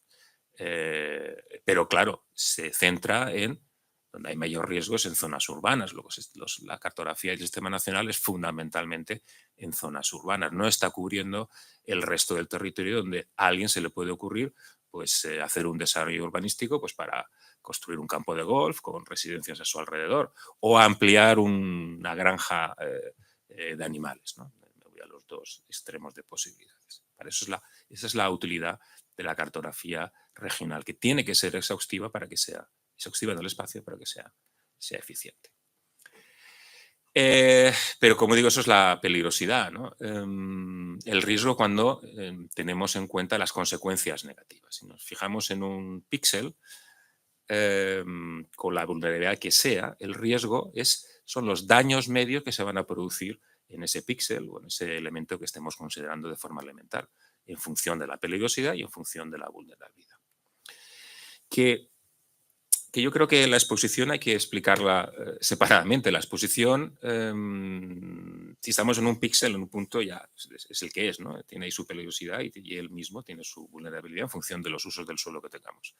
Otra cosa es si vemos si estamos viendo la foto a una escala, desde el punto de vista del marco, a una escala más grosera, sí que podemos hablar de exposición, que es cuando colocamos elementos vulnerables dentro de zonas de peligro. Yo creo que el ejemplo del aviso de tiburones es clarísimo. Si no, nadie se mete en el agua, pues no, lo único que tenemos es peligro. Es solamente cuando la gente está nadando en una playa que puede haber tiburones cuando tenemos riesgo. Si no nos exponemos a la peligrosidad, no hay riesgo, ¿no? Los daños que mide la vulnerabilidad son unas funciones en función de la magnitud, normalmente del calado máximo alcanzado, por eso aparece ahí el H es de calado máximo, y esos daños pueden ser económicos, tangibles en términos económicos, directos, los más fácilmente medibles, y los indirectos, los menos fácilmente medibles, como puede ser los costes de paralización de la industria, ¿no? Durante 1 o 2 meses. Tanto la facturación, pérdida de clientes, carga financiera, etcétera, ¿no? O sea, bueno, los intangibles también hay que tenerlos en cuenta. Población afectada, daño psicológico. Esa foto es de una inundación en Atenas, bueno, en la área metropolitana de Atenas. Está claro que esa persona va a tener un trauma para toda esa persona y un porcentaje importante de la población que está. No hace falta estar dentro del agua para sufrir el trauma. Yo estoy seguro que anoche habrá habido bastantes personas afectadas por la dana que habrán dormido mal en su casa.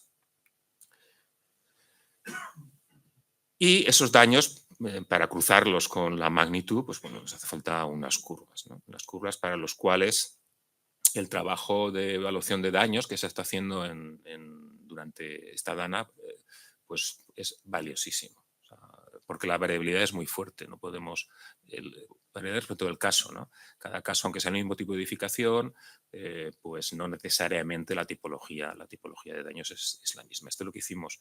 Esas curvas son para los planes de gestión de redundación, la Marina Alta y la Marina Baja, en 2011, con información del Instituto Valenciano de Edificación. En cambio, en 2006, como nos interesaba también evaluar los daños en los planificados no hay información exacta de lo que va a ser, hay que recurrir a curvas más simples, y esto fue la tabla que utilizamos para usos planificados, pero que también se puede utilizar para análisis regionales, ¿no? La planificación de los usos por falta de información en los planificados. No podemos... Para comparar tenemos que utilizar las mismas reglas de juego, ¿no? No podemos ser muy detallistas en actual y simplificar en el futuro y sin saber muy bien si eso va a dar lugar a más daños o menos daños simplemente por el cambio de metodología. Hay que emplear la misma metodología en los dos, en este caso los dos escenarios, actual y planificado. Bueno, la densidad el riesgo medio, cuando lo midimos en un píxel, pues una densidad de riesgo medio, es una integral estadística. Evidentemente no tenemos las funciones analíticas de nada, hay que recurrir a aproximación, que lo hacemos, se sabe cómo hacerlo, y el resultado fue que el riesgo total, la suma en todos los píxeles de Pollo Pozalet, en aquel momento solamente analizamos Pollo Pozalet, era de 15 millones de euros al año. Y eso que no estaban incluidos todos los daños, ¿no? Sobre todo los indirectos. Los indirectos, como mínimo, con seguridad, para esta zona están del orden del 100%, o sea que hay que doblarlos. Pero es más, podemos medir, en vez de euros, daños económicos, podemos ir a población afectada, mirando la densidad del catastros, que es lo que hicimos con Sergio Palencia en la Vega Baja del Segura. Población afectada al año, ¿no? Si hacemos la suma total. O un trabajo que publicamos en 2021 de arrastre de coches. Es todo cambiar qué magnitud es importante a efectos, en este caso, del arrastre del coche, y aquí asumimos que si en el momento que estaba arrastrado el coche, pues ya el daño era total, ¿no? El coche estaba movilizado. Aquí en este caso las unidades eran coches arrastrados por hectárea y año. Y no es casualidad de que usamos los municipios de Massanassa y Alfafar como caso de estudio, ¿no? Hay una alta densidad de coches aparcados, aquí en este caso son coches aparcados, la hipótesis en una zona de peligro. Muy bien, con esto tendríamos el diagnóstico, ¿no? Desde muchos puntos de vista: daños económicos, población afectada, coches arrastrados, etcétera, ¿no? ¿Qué podemos hacer? Bueno, pues lo que implícitamente teníamos claro para el Patricova de 2003, es decir, teníamos claro a finales del siglo pasado, porque realmente el trabajo lo acabamos en el 99, y explícitamente lo dice el artículo 1 de la Directiva Marco sobre la evaluación y gestión de redundaciones, que el objetivo tiene que ser la reducción de las consecuencias negativas, es decir, la reducción del riesgo. El objetivo no es hacer encauzamientos para que la gente vea que se está haciendo algo, o una presa, no sé si este ejemplo es adecuado, pues, pero bueno, me voy al otro extremo, o plantar árboles porque quiero que sea el paisaje más bonito. No. Si estamos hablando de inundaciones, esas actuaciones hay que valorarlas desde el punto de vista de la reducción del riesgo. Otra cosa que luego tenga otras consecuencias positivas, ¿no? Que también hay que valorar, pero el objetivo es reducir el riesgo. En el caso de la Directiva Marco se traduce como, bueno, ya lo mencioné antes, primero la detección de zonas de mayor peligro, donde se hacen los mapas de peligrosidad y riesgo, y a continuación un plan de gestión y redundación cada 6 años. Ya se finalizó en 2022 el segundo ciclo. Por tanto, si la disminución, en realidad podemos disminuir el riesgo disminuyendo la peligrosidad, y eso lo hacemos con las actuaciones de tipo infraestructura. Pero tanto convencionales, con hormigón o escollera, o no convencionales, o de tipo medioambientalmente más adecuadas, ¿no? Igual que hablamos de encauzamiento, pues también podemos hablar de renaturalización de cauces. Igual que hablamos de embalses, podemos hablar de zonas de sacrificio, como la zona agrícola que he mencionado antes en Roma del Pollo, o reforestación de la cuenca, que tiene un efecto también similar, ¿no? Etcétera. Yo también insisto, y Sara seguro que también insistirá, porque la base de los SUTs es esa, en las soluciones basadas en la naturaleza. Si colocamos un corredor verde en la vía de flujo, que ya sabemos que es de desbordamiento, pues hombre, parece que eso va a ser más robusto, ¿no?, a efectos de su funcionamiento. Aquí quizás no, esto es en clima húmedo, claro, por eso se ve verde antes y después, una solución convencional, una solución de renaturalización. Puede tener otros efectos positivos. En este caso, estaremos protegiendo el ecosistema fluvial y, desde luego, el ecosistema ripario. En Rambla del Pollo no hay ecosistema fluvial, pero sí que hay un ecosistema ripario. Y, sobre todo, algo que el concepto de infraestructura verde de la Comunidad Valenciana tiene muy claro es que estos elementos pueden servir de conexión entre ecosistemas diferentes, ¿no? Luego, a lo mejor plantar árboles no solamente nos protege contra las inundaciones, sino puede tener otros efectos positivos. Bueno, y sin saberlo, la ingeniería que hizo el plan de 2006, que fue a Minsa, pues bueno, las soluciones que pusieron sobre la mesa eran soluciones basadas en la naturaleza. Bueno, nosotros sí que propusimos, oye, yo creo que también hay que hacer reforestación y micropresas en las cabeceras de Pollo y Pozalet, pero ellos, la propuesta fue corredores verdes y mantener la zona de sacrificio de la zona agrícola. Pero donde falta espacio, que era la zona de los polígonos industriales del Oliveral y de Quart, o entre Aldaya y Alaquàs, pues, o el tramo final de Paiporta hasta la pista de Silla, que eso ya estaba ya en construcción, pues hay que ir a encauzamientos convencionales, o en el caso del Pozalet-Saleta, pues una balsa de laminación más artificial, ¿no? El total fue 150 millones de 2006, con un nivel de protección de 500 años y una efectividad, una reducción del riesgo solamente en daños directos de 11 millones de los 15. De los 15 dejábamos en 4 millones. Bueno, cualquier análisis de inversiones de infraestructuras te dicen que esta inversión es claramente positiva por su eficiencia solamente en términos económicos. Esto es la zona, los corredores verdes, que son estas líneas. Bueno, aquí es más bien renaturalización, corredores verdes. Esta es la balsa artificial, al norte de los polígonos de Quart. Claro, esto tiene que estar, lo traía a cuento de que esto tiene coordinado con la planificación territorial. Si empezamos a ocupar el territorio que impide la puesta en marcha de estos corredores verdes, pues tendremos que ir a encauzamientos convencionales, ¿no? O ahora la reconstrucción podemos aprovechar para dejar más espacio a la solución que se pueda plantear. La capacidad del encauzamiento que ya existía, que se acaba justo en 2006, es de 800 metros cúbicos por segundo, según diseño, no lo hemos medido. Claramente insuficiente respecto del evento del año pasado, e incluso para esta estructura. O sea, aquí el caudal que se estaba asumiendo, estamos hablando de unos 1.500 metros cúbicos por segundo, y el resto se tenía que derivar al nuevo cauce, respecto de 800 metros cúbicos por segundo del tramo final. Bueno, ¿nos podemos quedar solo con medidas estructurales? Pues no. La experiencia de cualquier país que haya hecho esta evaluación, este es el caso de Estados Unidos, es que por más que se ha invertido en Estados Unidos a lo largo del siglo XX, su problema principal es las inundaciones del conjunto Missouri y Mississippi en diques, en embalses, los daños se han seguido incrementando. Y los daños se siguen incrementando, entre otros factores, pero sobre todo por la sensación de falsa seguridad que da la reducción del riesgo vía infraestructuras. Eso hace que la exposición en el futuro se incremente, eso hace que la vulnerabilidad se incremente, la población esté menos alertada, ¿vale? Por eso no nos podemos quedar en ningún caso solo en las actuaciones de tipo estructural. Son necesarias para reducir el riesgo actual, pero no solo eso. Es más, es que estas otras proporcionalmente tienen un coste muy inferior en general. Bueno, igual la adecuación de la edificación a posteriori sí que puede ser caro. Pero no para las edificaciones futuras, ¿no? O en una situación de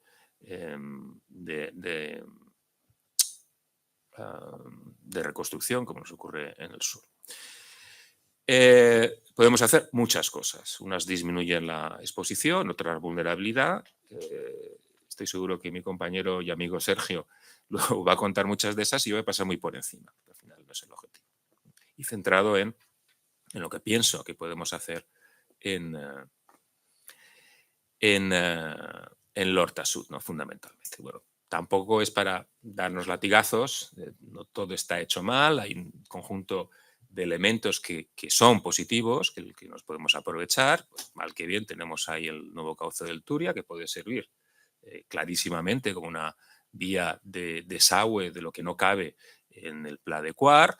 El Patricova, desde mi punto de vista, ha funcionado muy bien, aunque hay que actualizar muchas cosas, incluida la normativa urbanística, por ejemplo, que sea con efecto retroactivo, cosa que no lo es en estos momentos. La cartografía del Sistema Nacional está bastante bien. En teoría no, hay unos planes de gestión de riesgo de inundación. Otra cosa es que no hay dinero ni presupuesto para ponerlos en marcha, pero el plan está ahí. La predicción meteorológica es mejorable, pero hay una agencia que las está haciendo y lo puede hacer mejor. El SAI es un sistema de observación en tiempo real magnífico, ejemplar a nivel mundial, en la medida que cubre todo el territorio, pero es un desastre en cuanto a su capacidad de predicción, que es cero. No tiene mucho sentido que en el año 2024 la mayor parte de las confederaciones hidrográficas de España no tengan un sistema de predicción en tiempo real. Y Protección Civil pues también existe como organismo, pero es un desastre en el sentido que no existe. Claro, no existe, está mal. Y que en este caso pues también es obvio que ha fallado. Ha fallado por diversos motivos y por tanto tenemos la estructura, pero tenemos que mejorarla. ¿Qué podemos hacer? Bueno, desde luego mejorar el conocimiento con la mejor tecnología posible. Está claro que hay que incluir sedimentos en nuestros mapas de peligrosidad, considerar la estacionalidad o la noche y el día. Bueno, respecto del peligro no, pero respecto del riesgo sí. Aprovechar la información en la medida que pueda estar disponible de los daños para mejorar el conocimiento de las curvas de vulnerabilidad. Incluir la inundación catastrófica, sobre todo desde el punto de vista de la educación y desde el punto de vista de los planes de emergencia, etc. ¿no? O sea, tenemos que verlo en positivo. Tenemos los planes de gestión de riesgo de inundación, a escala nacional, pues pongamos algo más de dinero, pero desde luego como no podemos, nuestra capacidad de inversión es limitada, nos pongamos como nos pongamos, pues bueno, pues al menos que objetivamente se prioricen. Si estamos midiendo la eficacia en la reducción de riesgo y la eficiencia en términos económicos o en términos de población afectada, pues tenemos una forma de priorizarlo, ¿no? A escala regional o a escala nacional. No ir detrás de los acontecimientos. Como ha ocurrido esto, vamos a resolver esto, ¿no? Tener una visión un poquito más allá de lo que puede ocurrir, porque lo sabemos, ¿no? Lo sabemos. Zonificación de uso es clave, porque esto es la exposición, ¿no? Lo que yo creo que habrá que pensarse es lo de revisar la planificación aprobada. De alguna forma, lo que estaba aprobado en 2003, en principio ya está aprobado. Esa planificación no se puede revisar. Pero al menos en L'Horta Sud, pues hombre, hay una serie de edificaciones en alto riesgo que se han visto afectadas, pues no reconstruyamos exactamente en el mismo sitio. Aprovechemos para dejar un espacio al río, ¿no?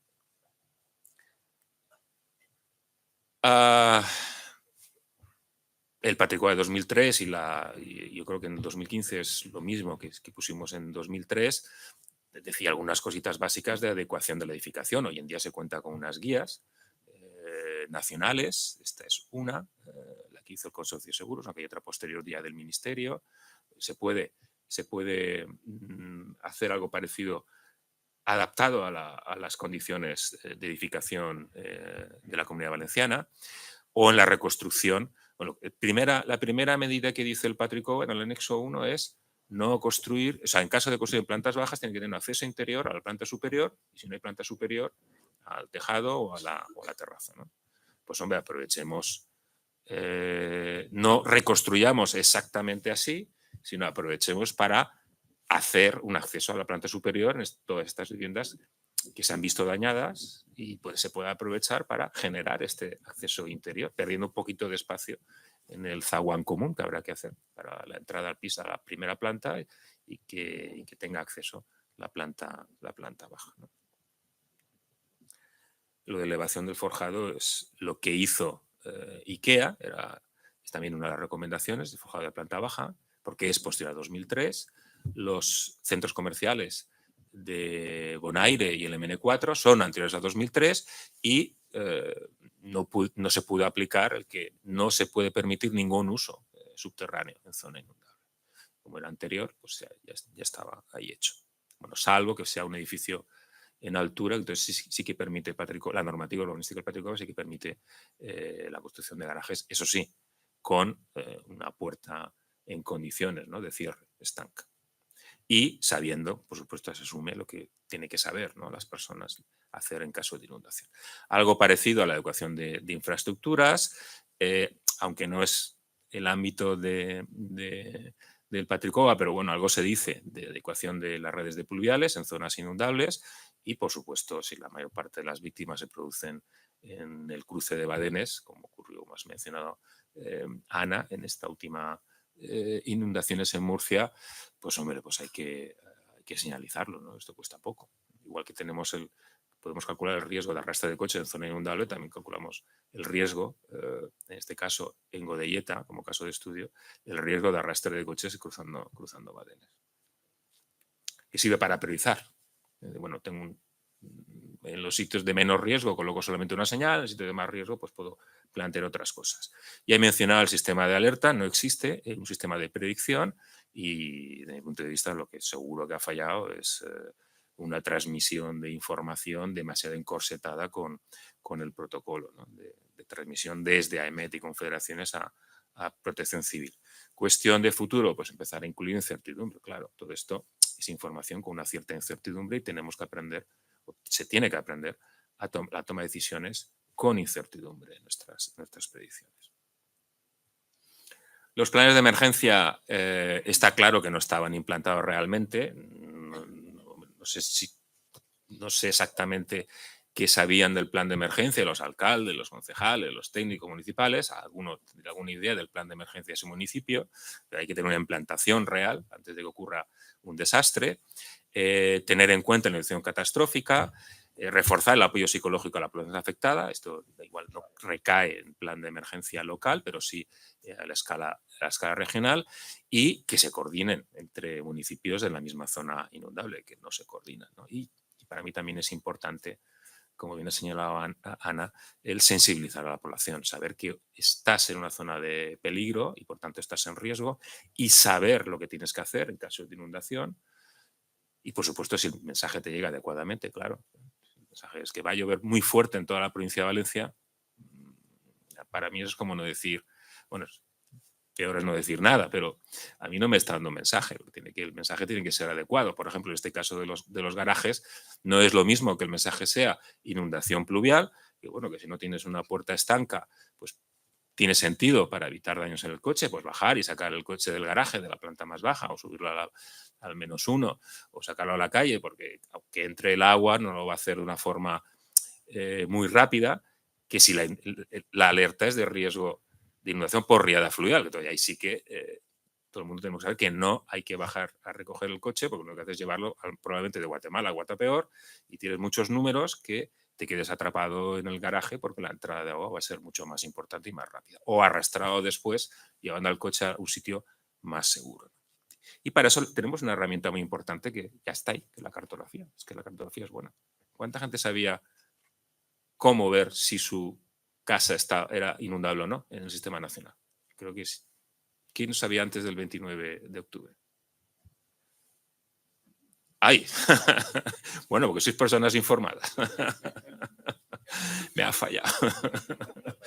Un 30%. Pensaba que iba a ser menos. Antes del 29, antes del 29. Si le hacemos la encuesta, nadie, solamente los que tocamos el tema, ¿no? Y tampoco, bueno, la página web anterior era complicada de entrar, no funcionaba, por ejemplo, la búsqueda por callejero, nos hicieron un cambio hace un mes, ya funciona la búsqueda por callejero, aunque sigue siendo un poquito retorcida, pero bueno, está ahí, ¿no? Está ahí. Conclusiones. Bueno, yo creo que las consecuencias económicas y sociales nos exigen el máximo rigor posible. No podemos andar, no estamos hablando de 20.000 millones de euros, de resolver esto con métodos simplificados, a prisa y corriendo. No.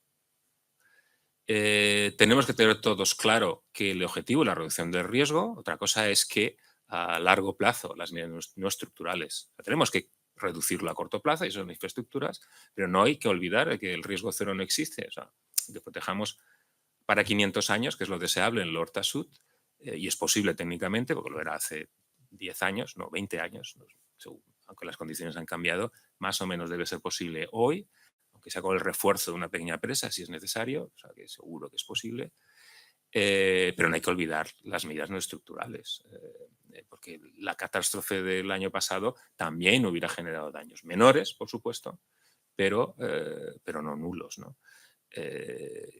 Insisto en lo último, la educación e información. El número de víctimas hubiera sido seguro muy inferior con un sistema de alerta, por no decir nulo o casi nulo, un sistema de alerta en condiciones, un sistema de emergencia en condiciones y una población que supiera lo que tiene que hacer. Y además es que, no quería eso.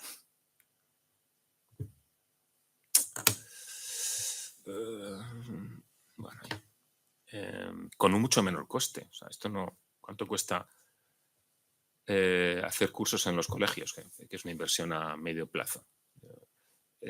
Pues lo que gastan los ayuntamientos en cursos de 100.000 cosas, pues a lo largo de toda la educación, pues en 3 o 4, ahí yo no soy experto, Ana sabe más que yo, pero no es necesario tenerlos ahí con una asignatura de 30 horas, ¿no? Bueno, media hora, 1 hora, 3 veces a lo largo de los 14 años que están en un colegio, pues yo creo que es más que suficiente, ¿no? Eso no cuesta nada, no cuesta nada. Yo creo que hay que recuperar, reconstruir, tiene el matiz de hacerlo igual. No, yo creo que tenemos la oportunidad de hacerlo mejor desde el punto de vista de la disminución del riesgo, no solamente edificación, que eso afecta a edificación y ordenación territorial, ordenación municipal, sino también infraestructuras. Es necesario hacer un plan que incluye, coordine lo urgente y planifique las mejoras futuras. Eso es lo que entiendo que está intentando hacer, por un lado, la vicepresidencia para la recuperación y, por otro lado, el comisionado a nivel escala nacional, pero se tienen que coordinar y tiene que estar claro quién financia qué, quién hace qué y quién financia qué, porque si no hay dinero detrás, por mucho que se diga en el PGRI que hay que hacer educación, vale, pero si no hay un presupuesto, aunque sea mínimo, pues habrá una persona que tendrá que convencer a los ayuntamientos que se muevan, ¿no? O no hay un presupuesto para la adecuación de la edificación, etcétera. Eso no se hace. No se va a hacer, se van a quedar en aguas de borrajas. Y yo creo que podemos también saltar de escala, ¿no? A través del Patricova, un Patricova actualizado tanto en la cartografía de peligrosidad, en su normativa urbanística, no sé, la cartografía pues incluyendo el cambio climático, incluyendo la catástrofe, en la normativa pues añadiendo algo más que esas 2 paginitas de adecuación, hacer unas guías de adecuación de edificación con mucho más detalle. Yo estoy seguro que eso va a hacer que pasemos de recuperar los municipios afectados por la DANA en 2024 a una disminución del riesgo potencial futuro en toda la Comunidad Valenciana. Y nada más.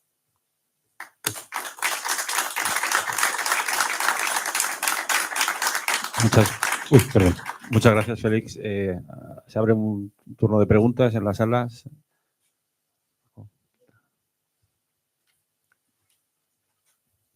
Yo tengo una pregunta porque estoy absolutamente de acuerdo con él. En los años, lo que he dicho antes, en los años 90, cuando estaba yo en el SAE también trabajando, ellos desde el Politécnico estaban desarrollando los modelos de predicción para ponerlos en tiempo real. Me acuerdo que había como un proyecto incluso de sistema experto que llevaba Garraulet y vosotros estabais haciendo todos, No, en aquel principio lo llevaba la Politécnica de Madrid. O lo llevaba la Politécnica de Madrid. Luego vosotros hicisteis el tesis este que me han dado a mí. En 2011 se hizo con un contrato de la Dirección General del Agua Nacional de tecnificación de los SAI. Se puso, no recuerdo si en todas las confederaciones o en algunas, desde luego una fue el JUCAR, modo piloto, un sistema de predicción de crecidas con el sistema hidrológico, solamente la parte hidrológica. El piloto fue el río Albaida y el Rambla del Pollo. Nosotros nos encargamos de la parte del modelo hidrológico del río Albaida, por tanto no puedo asegurar si también estaba el modelo hidrológico de Rambla del Pollo, aunque entiendo que sí. Y ahí quedó. Y hace 2 años terminamos también otro piloto en el envase de Bellos. Pero piloto significa piloto. Para probar. Eso es lo que no entiendo, que desde los años 90, teniendo más o menos la captura de lo que está lloviendo en tiempo real, pudiendo hacer los modelos de conversión lluvia caudal, sea el modelo que sea, aunque sea simple, para poder empezar a prever lo que va a pasar aguas abajo, incluso en sitios que se pueda calibrarlo, y en los que no se pueda calibrar, pues de la manera que sea. Yo es lo que no entiendo, cómo desde entonces, o sea, la fase preventiva no se ha desarrollado cuando la capacidad técnica existe y cuando la tenéis ajustada. Quiero decir, no la simulación que habéis hecho ahí del año 2000 que cae justo. No entiendo cómo no. Quería ver si me podías explicar si tú tenías idea de por qué no se había instalado la fase preventiva. O sea, una vez que tengo lo que llueve, ¿por qué no soy capaz de adelantarme a lo que va a escurrir, si lo podría simular, aunque no sea perfecto, para tener un poco de idea de por dónde van a venir? Bueno, no solamente para lo que va a venir, también para tener una visión más completa de lo que está ocurriendo ahora mismo. Claro, tú estás viendo en el sensor de pollo, pero no estás viendo en el Picaset, ¿no? O sea, que el barranco Picaset, un modelo hidrológico, te da la visión completa. Entonces, a partir de la lluvia observada, sin entrar en predicción meteorológica. Y luego, si en la medida que ya desde hace años tenemos predicción meteorológica, en 2011 no es casualidad que se hace este intento porque ya empieza a haber predicción meteorológica con una cierta fiabilidad. Pero cierta, ¿no? Incluso hoy en día la incertidumbre, sobre todo en estos episodios de convectivos, la ubicación espacial es lo más incierto realmente. Con antelaciones grandes, pero con antelaciones, conforme te vas acercando, esa incertidumbre se va reduciendo. ¿Por qué eso no está operativo?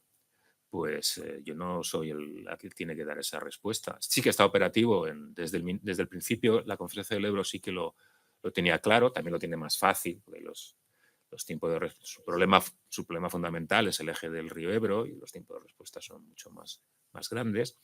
Y la Agencia Vasca del Agua. La Agencia Vasca del Agua, con nuestro modelo, tiene TETIS operativo desde hace, no sé, sí, sobre esa época, 2010, 2015. ¿Por qué no se tiene aquí? A la semana que viene tengo una videoconferencia con unos colegas del Iowa Flood Center, que hace muchos años, desde la universidad y con el apoyo privado, creo que recaudan de los habitantes, en buena parte de los habitantes de las empresas de Iowa, y están funcionando perfectamente, no sé, 15 años, haciendo predicciones en Iowa, y se mantienen con financiación privada exclusivamente. Es eso, si lo que falta es tiempo de redacción, ahí se van a hacer. Claro. Además, algo. Sara, ¿tenías una pregunta? No, yo responderé ahora a continuación. Me ha parecido que levantabas la mano. ¿Alguna pregunta más en la sala?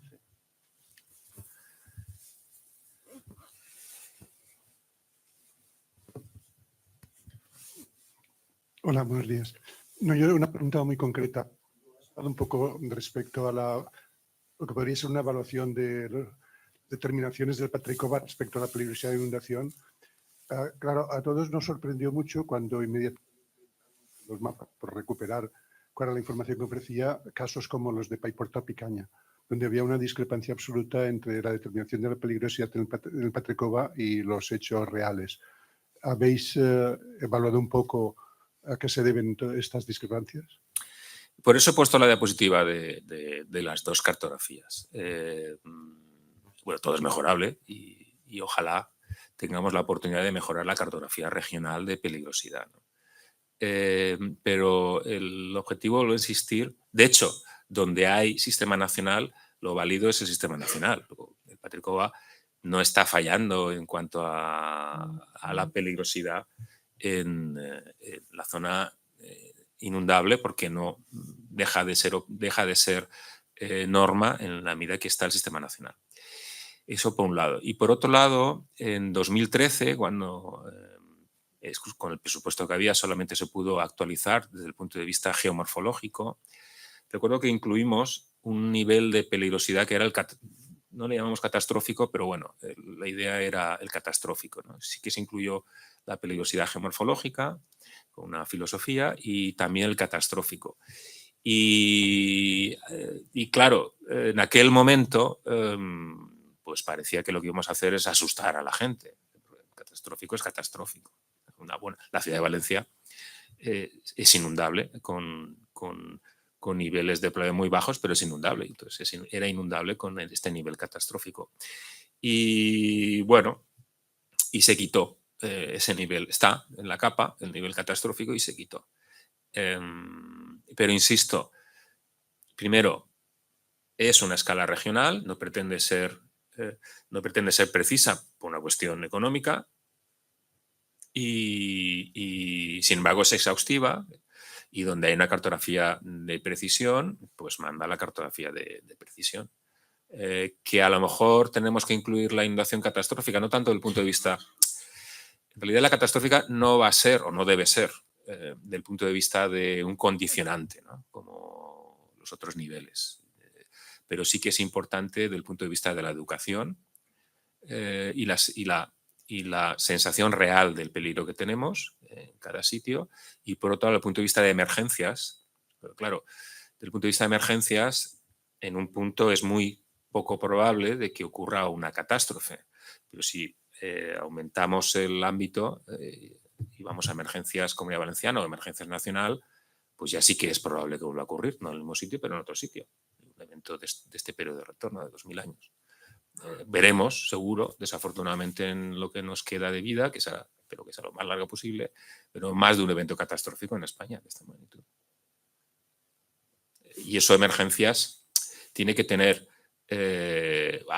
una idea, ¿no? de qué es lo que se va a ver afectado. Que en la cartografía del sistema nacional, lo que realmente se ha inundado, por ejemplo, en Albal, es lo que estaba marcado, vale, pero la única restricción que nos da la guía es de presentar la declaración responsable, como que yo sé que estoy en zona inundable y que construyo en zona inundable y que lo registro, vale, pero no pone ninguna otra limitación. El que sí que me limita es el Patricova, que no se habla con el sistema nacional. Entonces, tampoco tengo herramientas para limitar la construcción en lo que me dice que es zona inundable el sistema nacional. El Patricova me limita para los niveles de peligrosidad, la geomorfológica, la 6, la que sea, pero no me limita para la inundable del sistema nacional. Sí. En no sé qué artículo, igual Sergio, que tiene más memoria que yo la tengo de pez, hay un artículo que dice que cuando hay una cartografía de detalle, manda la cartografía de detalle. Pero, ¿qué nivel cogemos del anexo 1 del Patricova a la hora de restringir?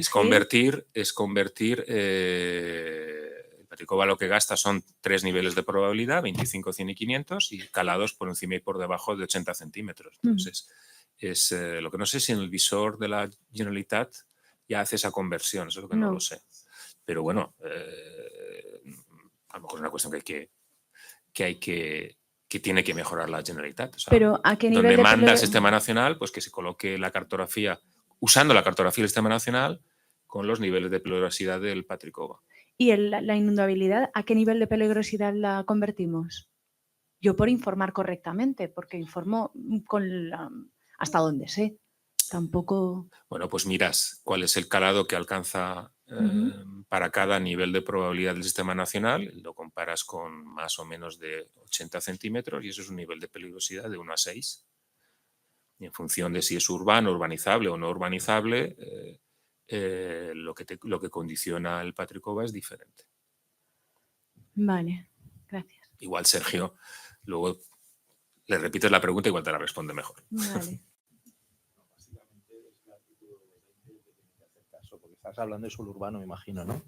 Pues básicamente es el artículo 20 el que tienes que hacer caso y lo único que puedes hacer es adecuarte a lo que te dice en los anexos y básicamente, pues sí, lo que te dice Félix. O sea, el 100 y el 500 lo tenemos muy fácil, el 25 y el 10 es el que hay que hacer un poco de magia, pero es que ni la administración se atreve a hacer esa transformación. Entonces, más o menos podrías asimilar que el 10 un poquito generoso sería el 25, pero pocas pistas más tienes, ¿no? Lo que dice Félix, coger los calados y en base al calado, pues determinar cuáles son las medidas que deberías de adoptar. Si no hay un 25, en realidad sí que la demarcación del Júcar sí que exigía, al menos en el primer ciclo, la cartografía de 25. Otra cosa es que en el visor no está, pero se puede solicitar a la Confederación y te da el 25, si lo tienen, y si no, pues se interpola entre 10 y... Igual que el 50. 50 es lo que exige Protección Civil. O sea, es probable que se tenga el 25 y el 50. Y si no, pues se interpola entre la anterior y posterior. Una interpolación semilogarítmica es lo que funciona mejor. Sí, ¿alguna pregunta más en la sala?